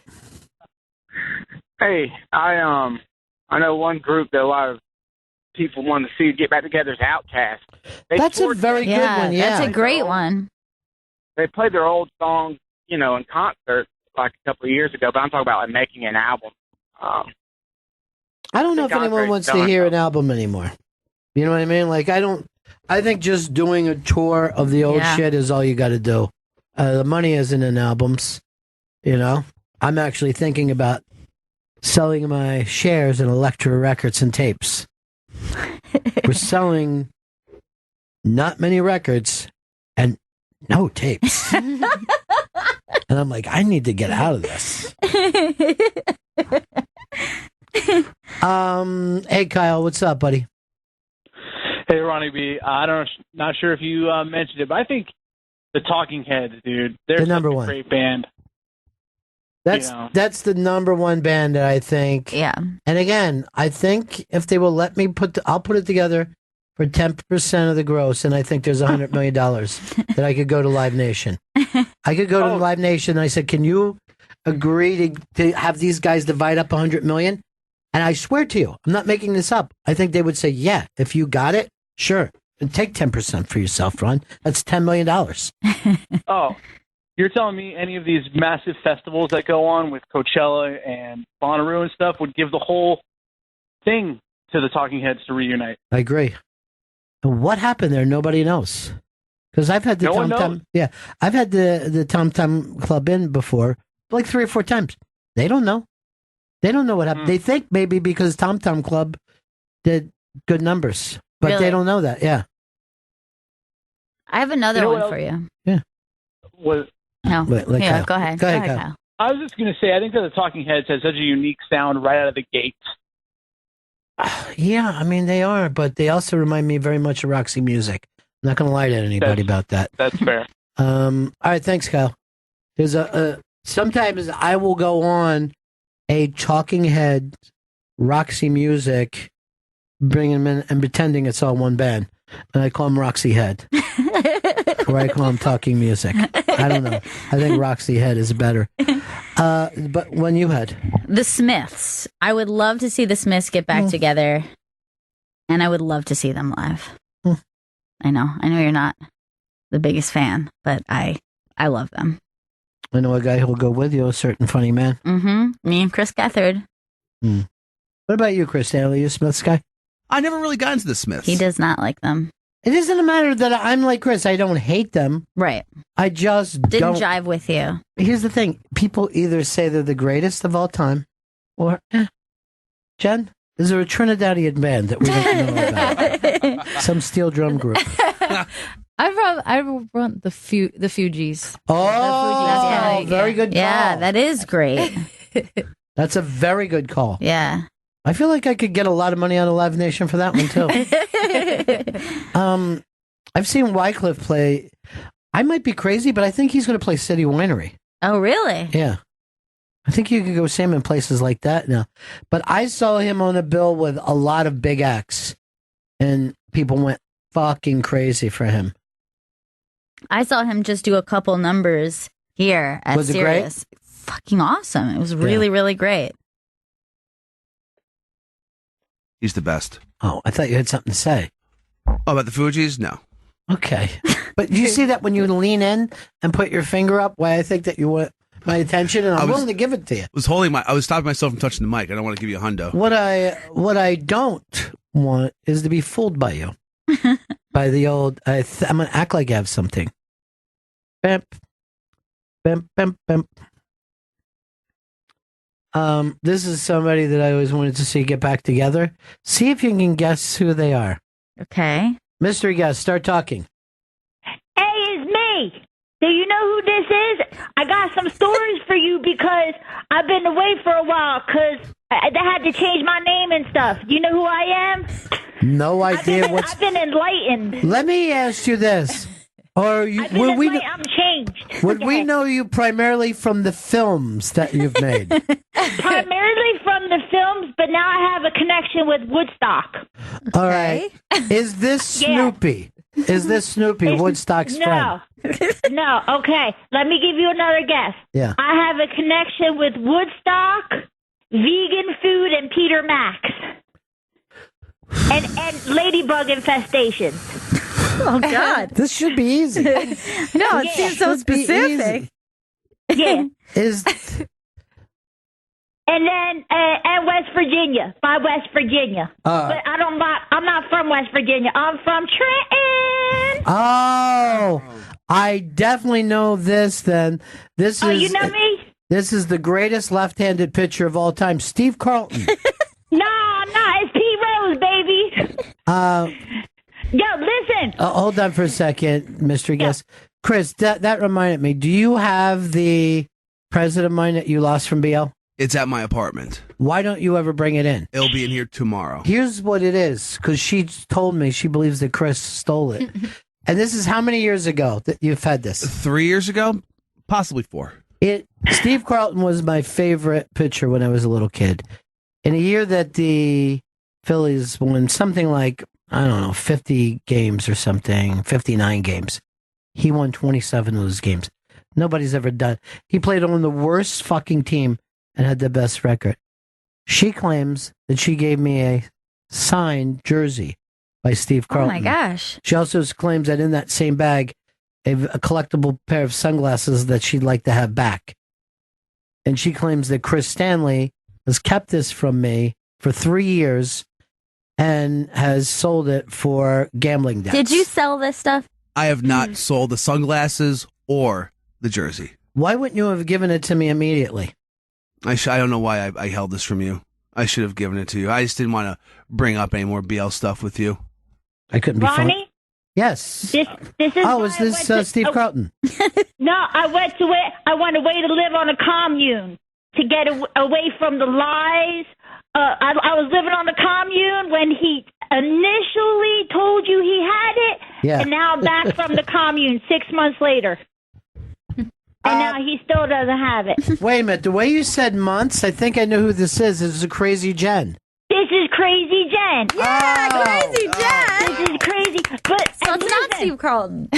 I miss you guys. I was away. You don't believe what happened to me. Yeah, I would. So this guy that said the prayer for Woodstock, Swami Satyananda, right? Yes, I know who that is because I know about Woodstock. He does know so many facts. You know about Woodstock? Yeah. Well, you know who Peter Max is? I've had Peter Max on the show, and he gave me a signed poster. He's the great 60s artist, yes. He has a place up on the Upper West Side. Well, he's got a connection to Woodstock. Yeah. Because he went over to India, and he was talking to Swami Satyananda, and he was like, listen, Swami, he was like, America needs you. And Swami said, listen, if America needs me, then I'm going to come over there. And so Swami Satyananda started this place, a commune that I was living on. It's 800 acres, and 250 people live there. And they have their babies there, and the nearest gas station is 25 miles away. And they what if their babies need gas? No, they do everything natural. They don't mess with the outside world. It's like that movie, you know that movie with the girls with the red thing where everybody was living together, the red hoods. What's that called? The Little Red Riding Hood? No, she was watching that movie where everybody looked the same because everybody in there. They all were white, and they all were monks. They were monks and stuff, right? And some of the people looked like they were from the Matrix. So I was scared when I was going up there, right? I don't know what you're talking about. The monks in the Matrix and a movie, okay? This is, so you go on this land, right? So you got to go up this hill in West Virginia to get to Yogaville. And this hill's got this cliff, and there's like nothing on the side. It's just a cliff that goes up this hill. And they said people have arrived in Yogaville in tears because you can just like fall off this mountain.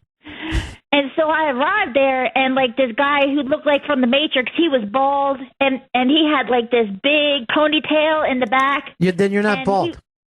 What? Go ahead. Now, and he was like, Jen, the universe is with you, and I'm like, all right, thank you. And, now, Jen, why would they take you in? They said the Swami wanted me there. They told me, they said you are here because Swami Satyananda wants you here. And I'm like, all right, that shit's cool. Now, how did you find out about this, though, when you were in Frederick, Maryland? All right, so I've been in a bad place lately. Like, not Maryland? now. Yeah. Well, no, it's just in the world in general, because everybody, like, I've been subbing in middle school, and they're assholes. I don't know if you know that or not. Sure. Yeah. So, like, and I was wondering, I was like, there's got to be a place in this world where, like, people are nice to Swamiville. one another. Yeah.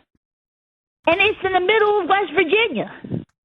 And these people colonate, and, like, it's like Woodstock, but in West Virginia. By the way, we couldn't be any further away from Woodstock.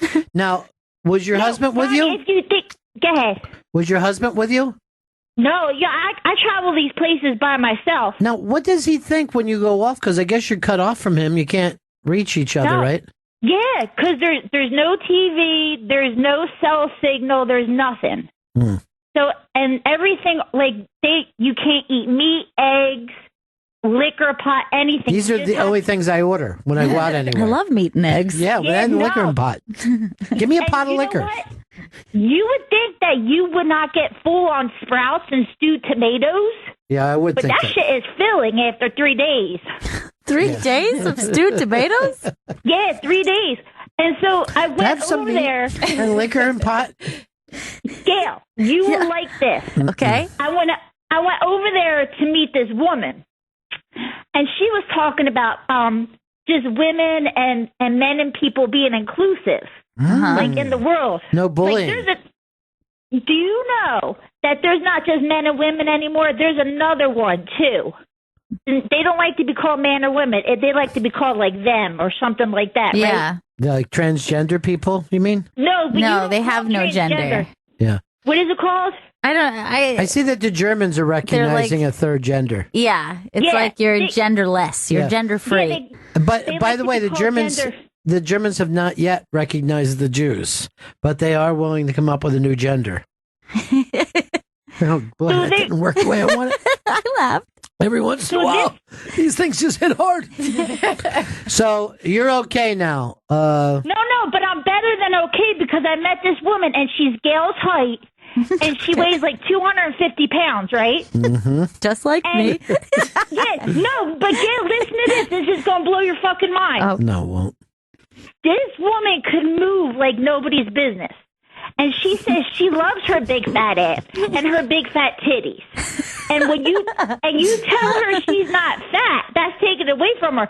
Because when people say fat, they're thinking lazy and stupid, and that's not true.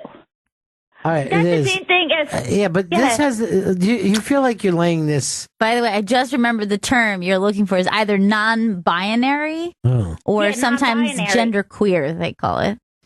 Yeah, they like to be called non-binary. Yeah. They, I meant, or people. They like to be called people or non-binary. You can't call them like transgender.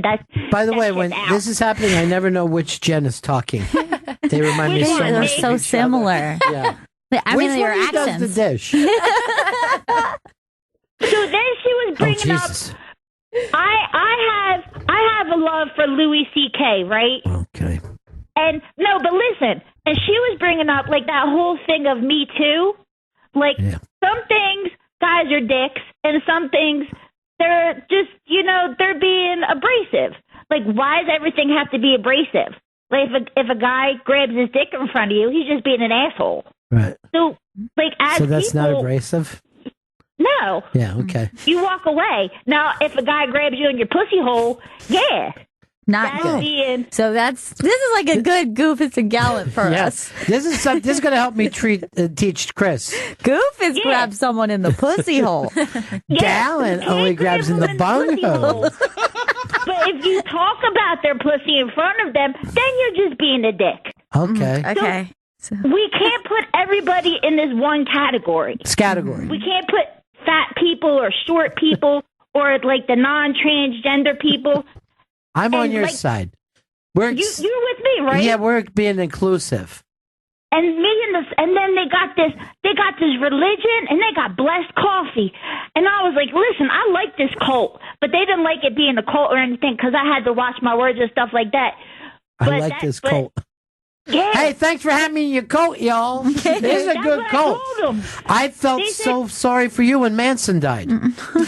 But it's a good cult because they like these cult people, like they're not like to hurt nobody. they just want to drink coffee and like have their children on the land. And if you're there long enough, they change your name. Yes. Really? Now, Yeah, like did you get your name changed? No, I got just short. I'm gonna go back, and it's called being a service. Like I'm gonna go like wash dishes and like rake leaves and stuff like that. Hey, Jen, you could do that at my house if you want to. You'll give her a new name. My name? Yeah, bitch. Now, You call me bitch. no. Hey, here's the cult I've joined. It's the Indianapolis Colts, and apparently I'm QBing next week, so I'm a little nervous. Wow, you've moved up quickly in this cult. Maybe too quick. Because we're gonna have a lot of running plays until I can really feel like I've got my balance there. No, we're running again. You have such an open mind, right? 'Cause Thank you're you. a very open-minded person. Thank you. You're very welcome. Are you trying to paint me into a corner where you're going to prove that I'm not open-minded? No.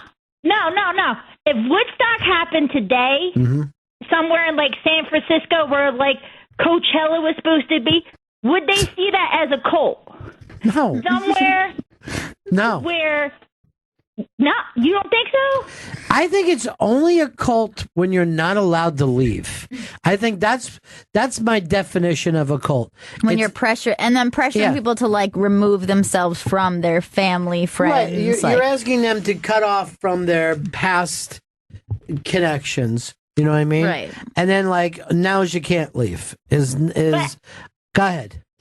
But how about this? How about these people like Gandhi and stuff who move away from everything and then just be secluded? Like, how is that different from a cult? Well, the thing is with Gandhi, we used to get Gandhi every Halloween, and we loved it. We'd like, trick or treat, give me your Gandhi, please. I love Gandhi. Yeah.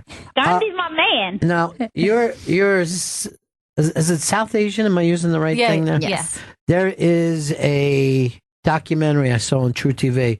It was so fascinating. And it was about Apu, the character from The Simpsons. And these Asian American comics, and all the great ones that we have now, fucking hate Apu. Hate his guts. Because they all got, like, they saw someone say to their dad, said to their dad, like, thank you, come again. Yeah. You know what I mean? And they hate that a white dude is doing this.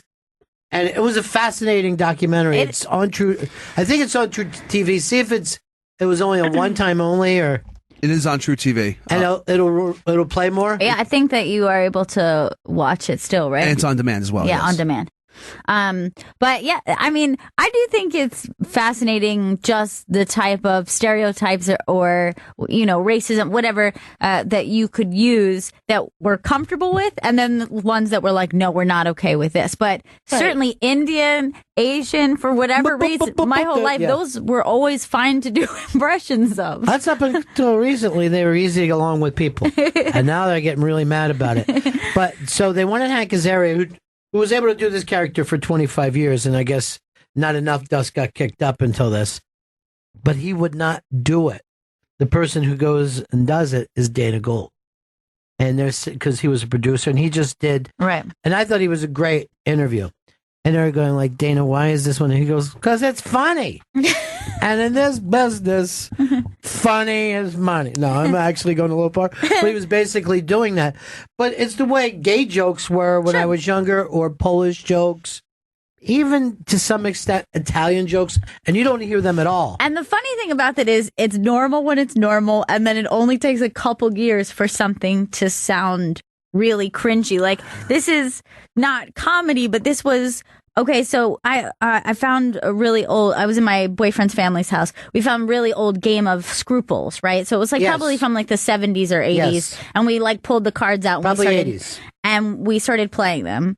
And one of the questions was so hilarious. And it asked, so you give your opinion, your moral opinion of what you would do in this circumstance, and everyone goes around and answers.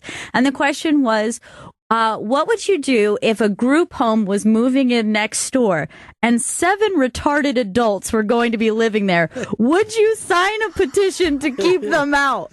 We were dying. We were like, this is the weirdest question. Right. What do you mean? Like, would you sign a petition? Would you show up with torches if 7 retarded adults were going to live next door? We're like, what an outdated question. It sounded barbaric and crazy. Yeah. But obviously this was like enough time, like, what would I do? Would I sign this petition? This is going to sound crazy, but I wouldn't sign the petition. I would let them live here. Now, hey, can I tell you something on this? Yeah, go ahead. So here's the thing now. They said nowadays you don't even have to say anything because I'm learning all this stuff. They said there's something, it's called white privilege, right? Yeah. Which I had trouble putting my head around.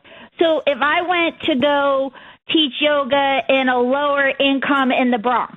Yes. So all these people would get triggered by me, not knowing my background. Say, well, who she thinks she is coming in here teaching me this, that, and the other. So you don't even have to use the word retarded or anything because now people are getting triggered anyway. Do you need to say triggered? By the thought of you. I hope so. Now, do you? I know that you've grown up underprivileged. I have, and that's what I'm really having trouble with. Let me just say this. I know this for a fact. A urban black family on welfare. Dad was a heroin addict. Mom was a prostitute. They drove past her house and went, oh, that's a shame how some people have to live. But she really did. And you grew up bullied and all that. But yeah, and I did, and this is what the woman was saying, and I told her, I said, because it was that black woman, her name's Diane Bondi. I said, I'm not taking Diane Gandhi. I said, because she grew up in Canada in an all white section, and I said, I don't understand how you say I have white privilege when you didn't grow up around black people, which she didn't take that very well. But she said, you know what? Specifically, you are probably correct. But you know what a minority you are among white people. Mm-hmm. That most white people did not do as bad as your family. You're the lowest that you can get and be white. And also the term, I know it's very frustrating and it's like this hot button. People go crazy when they hear the phrase because it makes them so enraged, particularly people who grew up lower income or don't feel like they have privilege in the world. Mm-hmm. The phrase actually is not about you grew up rich or you grew up like a privileged person. Right. But the idea is that a person would see you and your color and immediately treat you different, and you wouldn't even realize that. Even sometimes you would think that you were just being treated normally in a different circumstance. If you walked in and you were a black person, you would be treated differently. So it's not really privilege. It's really just like you're given basic rights and basic treatment. So that's why people go so nuts because they're like, I don't feel privileged. And it's it was a bad phrase because I think it makes people more upset than they But there is also a thing of like until this Apu thing came out, right? Yeah. I never thought it was an offensive character. I thought it was and they don't like the party. Yeah. With Peter Sellers. And which I grew up just thinking was a fucking amazingly funny. And I thought it was a positive Indian character. Right. But who's smart. Again. I am not Indian. You know what I mean? Like it's very easy for me to go, that's not offensive. Yeah. You know? Well, I had a conversation with a white male recently who made the statement like race is a social construct, so it's not even real. I'm like, I don't think you get to make that statement because obviously your race doesn't affect you on a daily basis. Like as a white male, I don't think you get to go. But I think race is made up. They're like, I think everyone else doesn't agree with you. I think the problem. I think it's probably easier if you're not a redneck. You know what I mean? Like, it's probably easier not to be born redneck. Yeah. You know what I mean? So even inside the white thing. Of course, yeah. But I don't... Look, everybody's got their own problems. I saw Will Smith's daughter, and her name is... I whip my hair back and forth. Now, what is her name? Willow. All right. Willow said a nightmare, being the parents of... And then immediately we want to go, oh, Bill, yeah. But maybe it is. I don't know. Yeah. Everybody's life, there's a thing of poor little rich girl and all those People things. love to say that, but yeah, I'm sure her experience sucks in a way that I know Right. I couldn't understand. Being a Kennedy probably not easy because Right. you're always a loser. It's like if someone said, "Would you trade your life with someone else's?" That would be a scary thing to say. Yes, I would. Yeah. Yes, I would. Also, like that Malia Obama, the way everyone is just like following her around and she's just being a young person, and you're like, is this really news? Did you see that the other, like Ivanka and I forget who the other one was? Chelsea Clinton. Yeah, that's right. Chelsea Clinton. They immediately came. The Bush twins did not, and their spokesperson said that they had been on a 3-day bender and were just too drunk to comment right now. And we never heard from Amy Carter, who I think even before Chelsea Clinton, they were tough rough on her? Yeah, they were tough on Amy Carter because she was a little Georgia girl, and she came in at just like 12 or something. Yeah, you know? that was always Chelsea's problem, is that she came in and like she got to go through like the awkward years in the White House, and then they're just like, she's ugly. Just like Right. she's a little girl. Hey, Ronnie. Yes. Can I invite Gail to go to Yogaville to live on the commune with me for 3 days? First of all, just because I'm- she's asking my hand right now. Fucking mine. All right, here's what I want you to understand. Just because I'm her father doesn't mean that I say what works and what doesn't. But I feel like I have to ask your permission and shit, because you would fucking kill somebody and shit. I fuck with none you. of that's true. By the way, I feel like at Thanksgiving, right?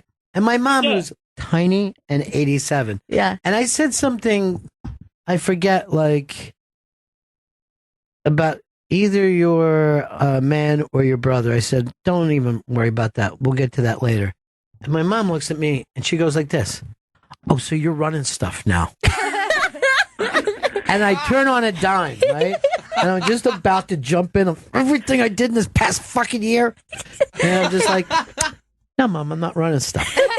At all. I think it had to do with moving a table or something. All right. But how quickly she was going to go like this. Oh, you're running stuff. And it was that close to being on. If you know the visual of this little woman too, it's hilarious. She was Honestly, that's because you got triggered by your mama. Because you know what? You turned in, because I know your mom's Irish strong. And you turned in that 6-year-old kid like your mom was going to whip your ass. Yeah, there is some truth to that. Thank Yeah. you. You're learning a lot in Yogiville. I learned a lot, Yogi. Here's the thing. How far is Yogiville from Dodgertown? Here's the thing about my new invitation to Yogiville. It sounds great, except for the stewed tomatoes. I can't live on a diet of stewed tomatoes. Then I'll tell you the place I'd like to take you. It's called Hoagieville. Oh, no. Every meal is a different kind of hoagie. I'm in. Yeah. And you can't leave. They have a store run by this little old woman. It's open an hour a day. And then they have chocolate cake and stuff. I can get you like some rice and stuff like that. So you're not going to wither away. And I swear, with the sprouts and the lettuce and all the stuff that grow on the land, you're going to gain like 20 pounds. Okay. It's just impossible. Sounds better and better. Gail, I will pay for you to go. I'm telling you. I was terrified when I went. She's always at some crazy thing like this, and I don't know where the money comes from with her. How are you funding your Yogiville trips? You know how much it is? It's $200 for 3 days. And me and you are going to live in a hostel together. And then Sounds great. I feel hostile already. And then listen, at 5 o'clock in the morning, this 89-year-old nun wakes you up with the violin playing "Oh, What a Wonderful Morning." First of all, and then she goes, it's on the This is Trippyville. How's she going to be waking me up when I'm still up from the night before? Ronnie, I said, "What the fuck is that music?" Yeah. And they said, "Oh, that's the 89-year-old young nun in the hallway." And I was like, "Oh my, where the hell am I at?" Yes, you drove there. I'm not going to go there just because of Cliff Road, as you call it. Where I'm crying on the way there. I don't want to die. My spirit guides told me to call you. You know why my spirit guides told me to call you? Why? Because because there's a meditation retreat called the Oasis, and it's right by you. And I'm going to go there, and you kept saying, Oasis, Oasis. I'm like, oh, fucking Ronnie B wants me to call him. Wait, where is it? Oasis. Where is it? It's in upstate New York. Okay. And there's this woman. Her name is Pema, P-E-M-A. I think I'm saying it right. Oh, good. I'm writing it down. Are you writing it, Ronnie? You go up there with me? Pema Oasis. Yes, I'm going to meet you there. You gonna meet? I'll pay for your ticket. Good. Thank you. I really need the She help. has unlimited funds. And then I want to stay at Gail's house because Yes. they're in April. They're taking yoga to Times Square. Everybody's going to put out their masks, but I ain't got nowhere to crash. Aw. Yeah, I know. But listen, I just found out that you could crash your car off that cliff. No. Cliff Road? I'm going to take the train. You know that there's a Zen meditation place near me on 67th Street, and for years I've looked at it. No one walks in, no one walks out, ever. It's the spirits. It's because you got to be at a higher level to see them. No, I don't. Yeah, that's just invisible. If you go see Pima, I think you'll be able to see them. Spell that for me, please. Did you ever see The Matrix? Good. I'm glad you brought it up. Bender, my friend. Is the spoon really bending, or is that shit in your mind? It's really not the line, but it's a good one. Wow, that's great. Dad. You just fucked me up. Yeah. I know I fucked you all up, did I? You're like, what the fuck she learned in Yogaville? Yeah, okay. And then my friend who does Twin Peaks, he just opened up a meditation place in D.C. too. I got to hit up on. He's not your friend. In my mind, he is. Yes, that doesn't make him your friends.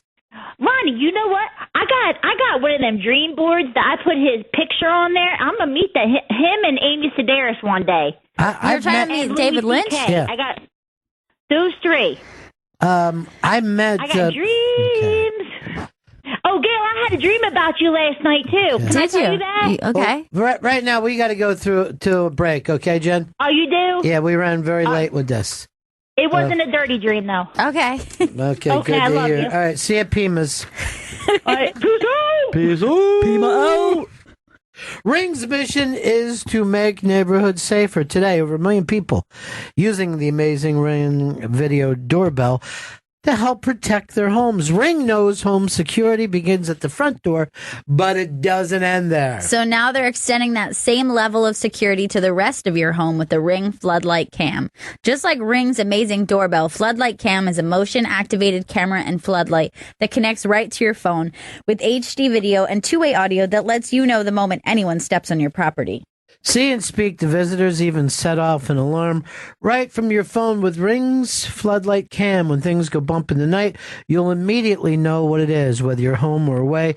The Ring Floodlight Cam lets you keep an eye on your home from anywhere. Ring Floodlight offers the ultimate in home security with high visibility floodlights and a powerful HD camera that puts security in your hands. With Ring, you're always home. Save up to $150 off a Ring of Security kit when you go to ring.com/comedy. Ring.com/comedy.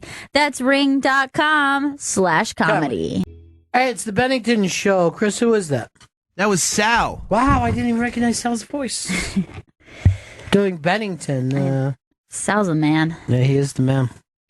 I'm going to be over on the AA show today at 4 o'clock. Nice. You'll be able to see/hear me with Anthony and Artie, who were our guests at the Thanksgiving show. There's pictures of that up on the iBang, and that's also where we debuted the Bennington T-shirt. And people are not only picking up these T-shirts, but getting their pictures together online.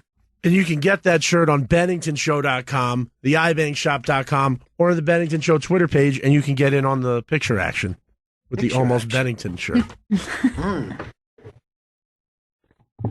I'm telling you, I would love to have a party and just have everybody in those shirts.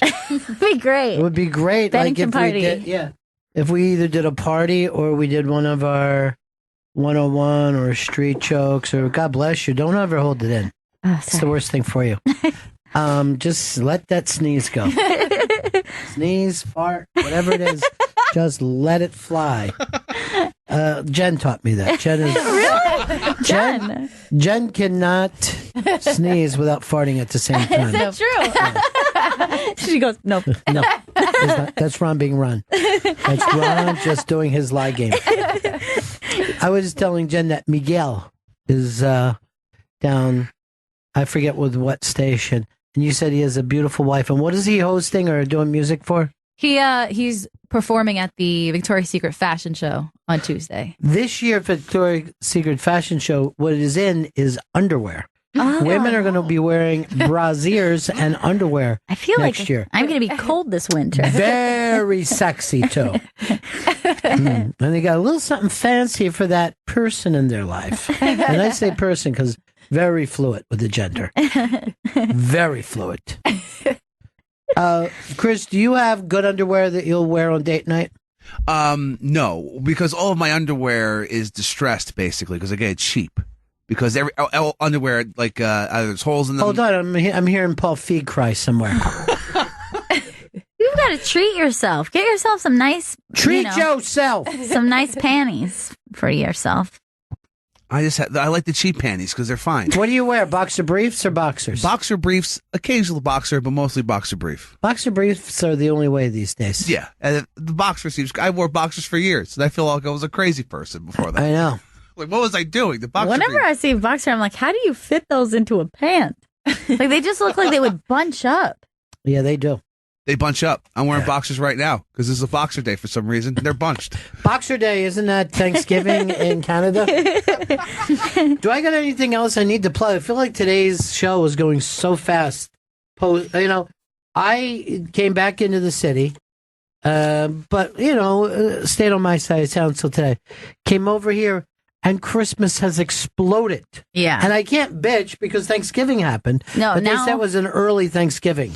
Yeah, and now it is the time where you can't do that thing like, can you believe they're already playing Christmas music? It just is. You have to just let it go. Now you can't even complain about it. Do you know what is the number one Christmas song? Everyone write it down.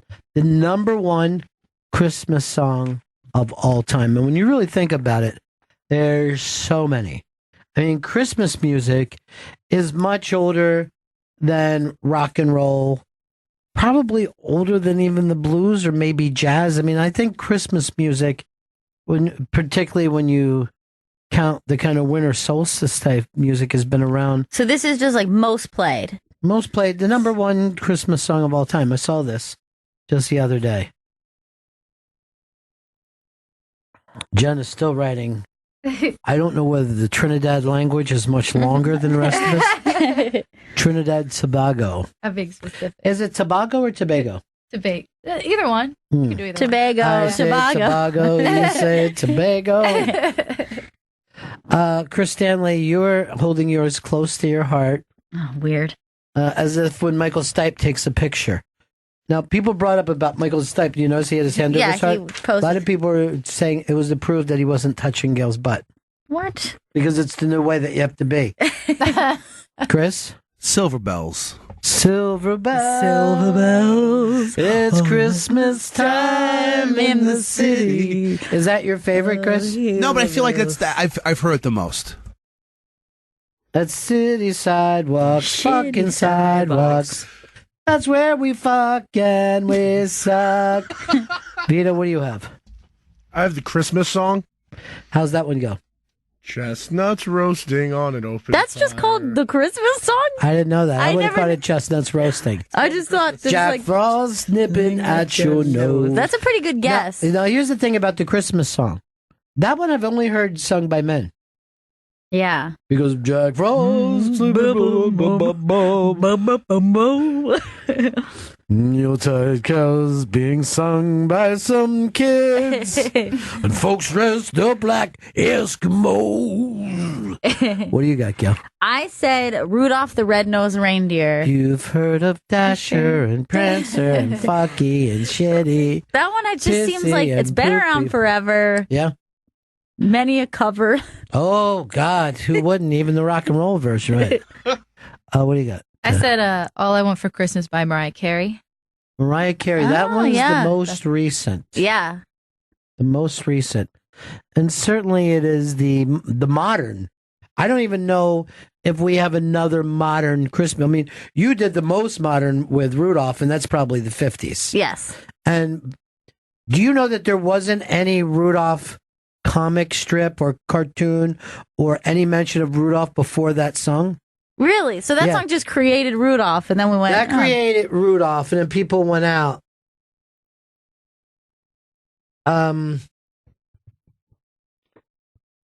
One of you is correct. One of you is correct. By the way, see if this is if you would take this as a nice thing or a strange thing. At Caroline's on Broadway, they asked youngsters to have their first headlining gig, right? And the youngster turns around and they invite a veteran to open up for them. Really? Somebody has asked me to do that. Interesting. Now, would you take that? I know this is something Rich Voss would never do. Yeah. Because it is very important to him to headline. It's never been important to me. Yes. It's been important to me just to go out and have fun and make it a fun show. So somebody has asked me to do this. Pencils down again, because we're going to try to guess who asked me to do this. First of all, you have to know it's somebody that Caroline's has asked to headline a show. Second, that they would ask me. So everyone write down who they believe it to be. Okay. I didn't even know that this was announced. It's their breakout special, they call it. Gail, you go first. I have a guess. Yes. And that is Greg Stone. Greg Stone, great guess. Greg Stone. I'm guessing Stavi Baby, Stavros. Vito? Ian Finance. I said Jay. Big J. Well, Big J is a giant headliner. Yeah, Big J is a big deal. His first big break. He has been there at Caroline's on the regs. I will only say none of you are correct. And it is a person who all of you know. It's Mr. Dan Perlman. Dan Perlman. Oh, that's awesome. Yeah. So that's going to be Tuesday, January 30th, 7 p.m. I'll be hosting for Dan Perlman, who I'm very, very proud of. Dude, that's so exciting. I'm so happy for him. He said, I'll do a long set, premiere a teaser for an animated thing that I'm doing, and making then probably something else. Share with friends. I hate being alone. So it might be a fun night. It's the night before New Year's Eve, which I consider to be New Year's Eve. Just as important as New Year's Eve, okay? But much cheaper to go out that night. December is also the time where there's a big coming home party at Caroline's. All right, I'm ready to give out what I read was the number one. So one of us was right. One of yours were on. Quickly say what you think it was. Each of no. I'll say who I think was right. No, say what yours was, and I'll give everybody. Rudolph the Red-Nosed Reindeer. Rudolph. Silver Bells. Silver Bells. The Christmas song. Oh, that one for Christmas. Does anybody want to change? I want to change. You do. Both of you do. I normally don't change. Chris, where are you going? I'm jumping over to Rudolph the Red-Nosed Reindeer. And you're going to give that to him as you go to what? I am going to go with a Christmas song Vito's pick. Oh, Silver Bells just got shit on. Vito, would you like to change? I'm going to lock it in. Jen, do you want to change? No. We'll leave it. The winner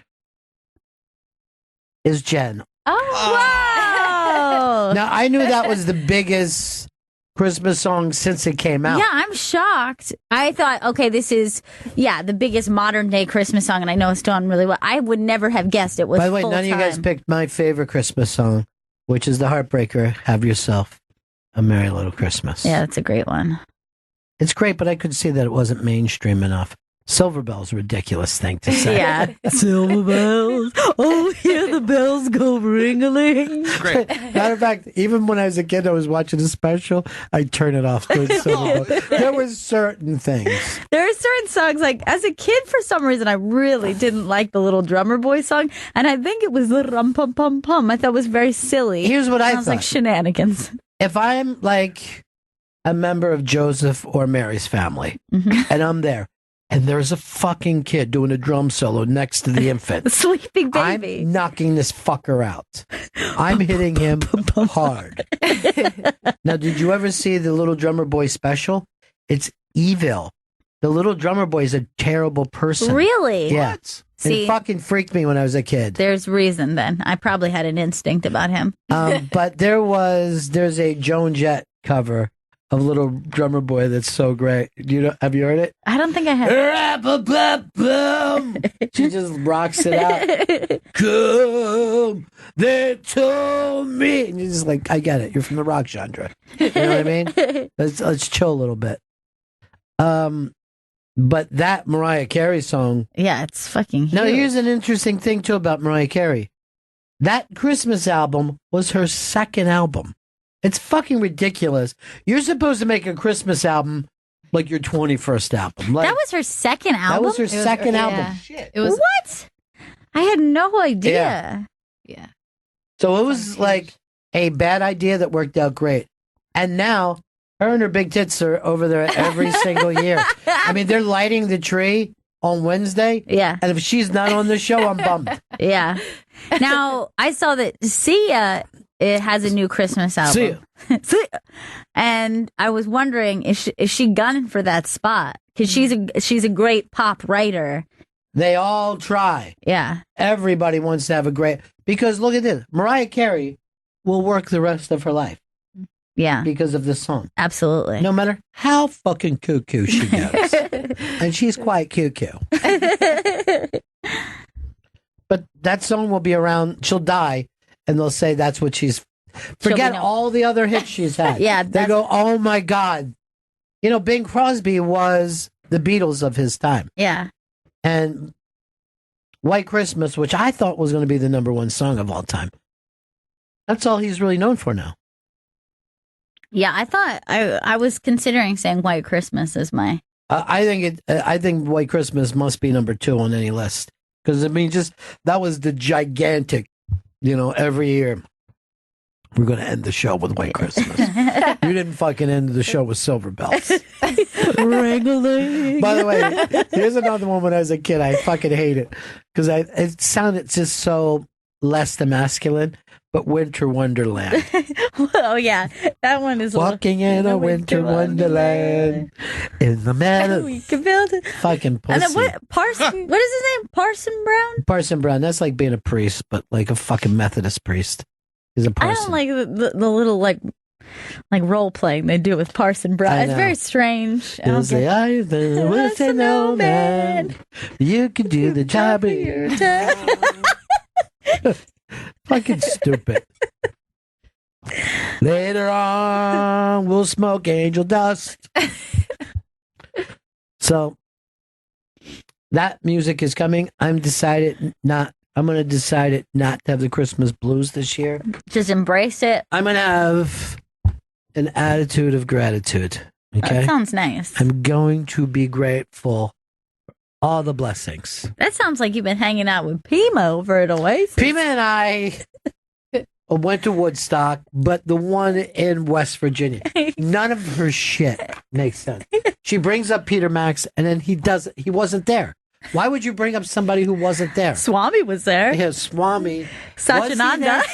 I'm there with Swami Satyananda. That is scary good, that impression. We're hanging out at Yogaville. Chris, do you have one that you hate? You have a Christmas song that you hate? I never liked Jingle Bells. I thought that sucked. No, it was too ubiquitous with it. I think what is a jingle bell? What is a jingle bell? That is a good point. I don't know. I don't. It's a bell those little bells like reindeers would have. But why is that associated with Christmas? It's just a fucking jingly jangly bell. Because the fucking reindeer. You put and then you put the bells on the tree and everything. It's nice. I don't think it should be associated with Christmas. I think the Jingle Bell song sucks, and I think the Jingle Bell isn't a real thing. People should realize that. But you love Silver Bells so much. Yeah, Silver Bells It's not the same thing. It's not jingling. It's a silver bell going back and forth. It's beautiful. You've never seen a Silver Bell. You know what song I didn't like as a kid was the I Saw Mommy Kissing Santa Claus. I know. As a little kid, I found this, and this is why, because it was a child. You believe in Santa, so it's a very disturbing song to a small child. And now, as an adult, I hear that song and I bawl. Like, it makes me cry because I think it's so sweet. But as a kid, I was like, that's a nightmare scenario. The child walks downstairs and sees her mom tonguing Santa Claus. It just was vile to me. I saw Mommy kissing Santa Claus, stroking his big cock into her mouth. That's what it sounded like to me as a kid. It was a fucking horror show. She sucked on his thick balls. It is nuts. It's really and scary. I was the same way. And I remember hearing it. It sounded like a kid sang it when I was, Yes, a kid. It's like a kid's voice. Yeah. I'm just like, this fucking kid comes from a broken home. I go, my father would fucking kill that fat fuck if he came down there and found that. But now, as an adult, I go, oh, I get it. It's really sweet and it's so sentimental. But as a kid, I was like, this is sick. Let's face it. This is a sick song. They always say Christmas is for children, but it is for adults. All this shit is aimed for adults to fool children. You know what I mean? There's nothing for kids. Yeah. We were talking with your little cousins.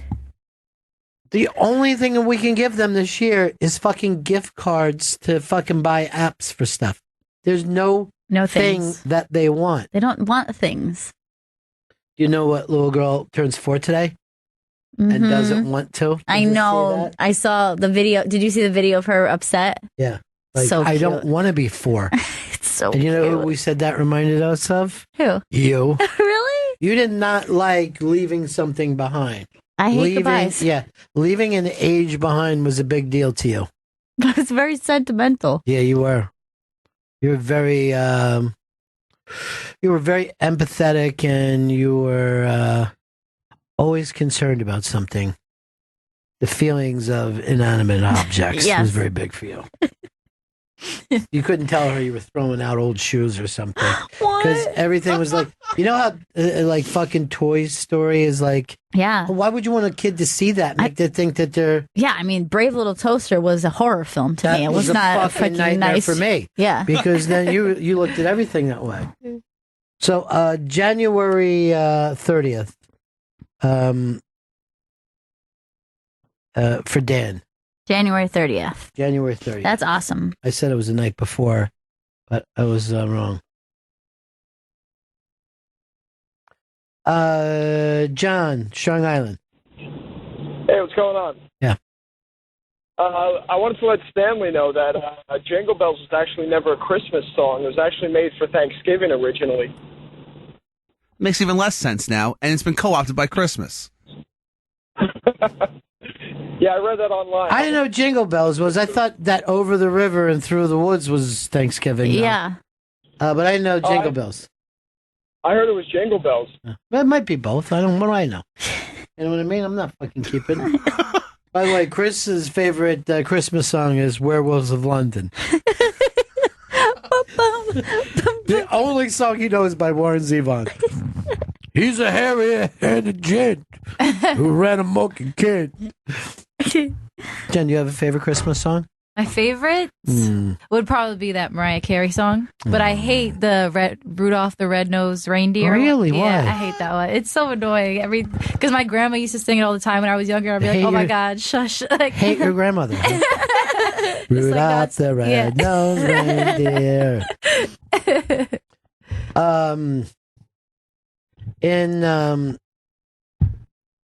There was at no point where I let the adults think that I was worried about Santa Claus. With that, maybe you'll get called. I'll go, whatever. You know what I mean? You wouldn't let them mess with you. I Like, wouldn't let them fuck Santa's with me. watching. Like, I really don't need it. I don't need anything that fucker's bringing. I don't need it. I was like, this would get thrown around where it wasn't even like the full sentence of, you don't want to do that because Santa's watching. It just, Santa. Just like too much ruckus was going around the house. Santa. Don't forget he exists. Oh, boy. You know what I think might be my favorite though now is that Thank God It's Christmas by Queen. I saw it at a Christmas show, and I can't think of the woman's name, but she's part of Rufus Wainwright. Yeah, and the way she did it was just. I mean, it was unfucking believable. I think it's like his aunt or something. You know what one I love for even just one specific. Okay, I love Silent Night specifically for the fall on your knees, like that. Like that part is just like knocks it out of the park. Yeah, they should open with it. Is it Sloan Wainwright? Maybe. I don't know, Chris. There's a lot of different, the Roaches are related to him. There's people on his mom's side. It's just not, you just don't yell out. I was also in the middle of talking about Silent Night. I mean, if you're like, about you? Why did you not just move on? Why do you want to be right all the time, Trump cuck? And you looked it up, so it's not like you knew it. Yeah. That was off the top of the dome. It's not. Don't lie at Christmas. He's watching. Santa. Okay. Chris. All right. Santa. Chris, North Carolina. Hey, Bennington, how are you? Very, very good, my friend. Well, happy holidays to you and all of you and all that fun stuff. Well, But it's long before that.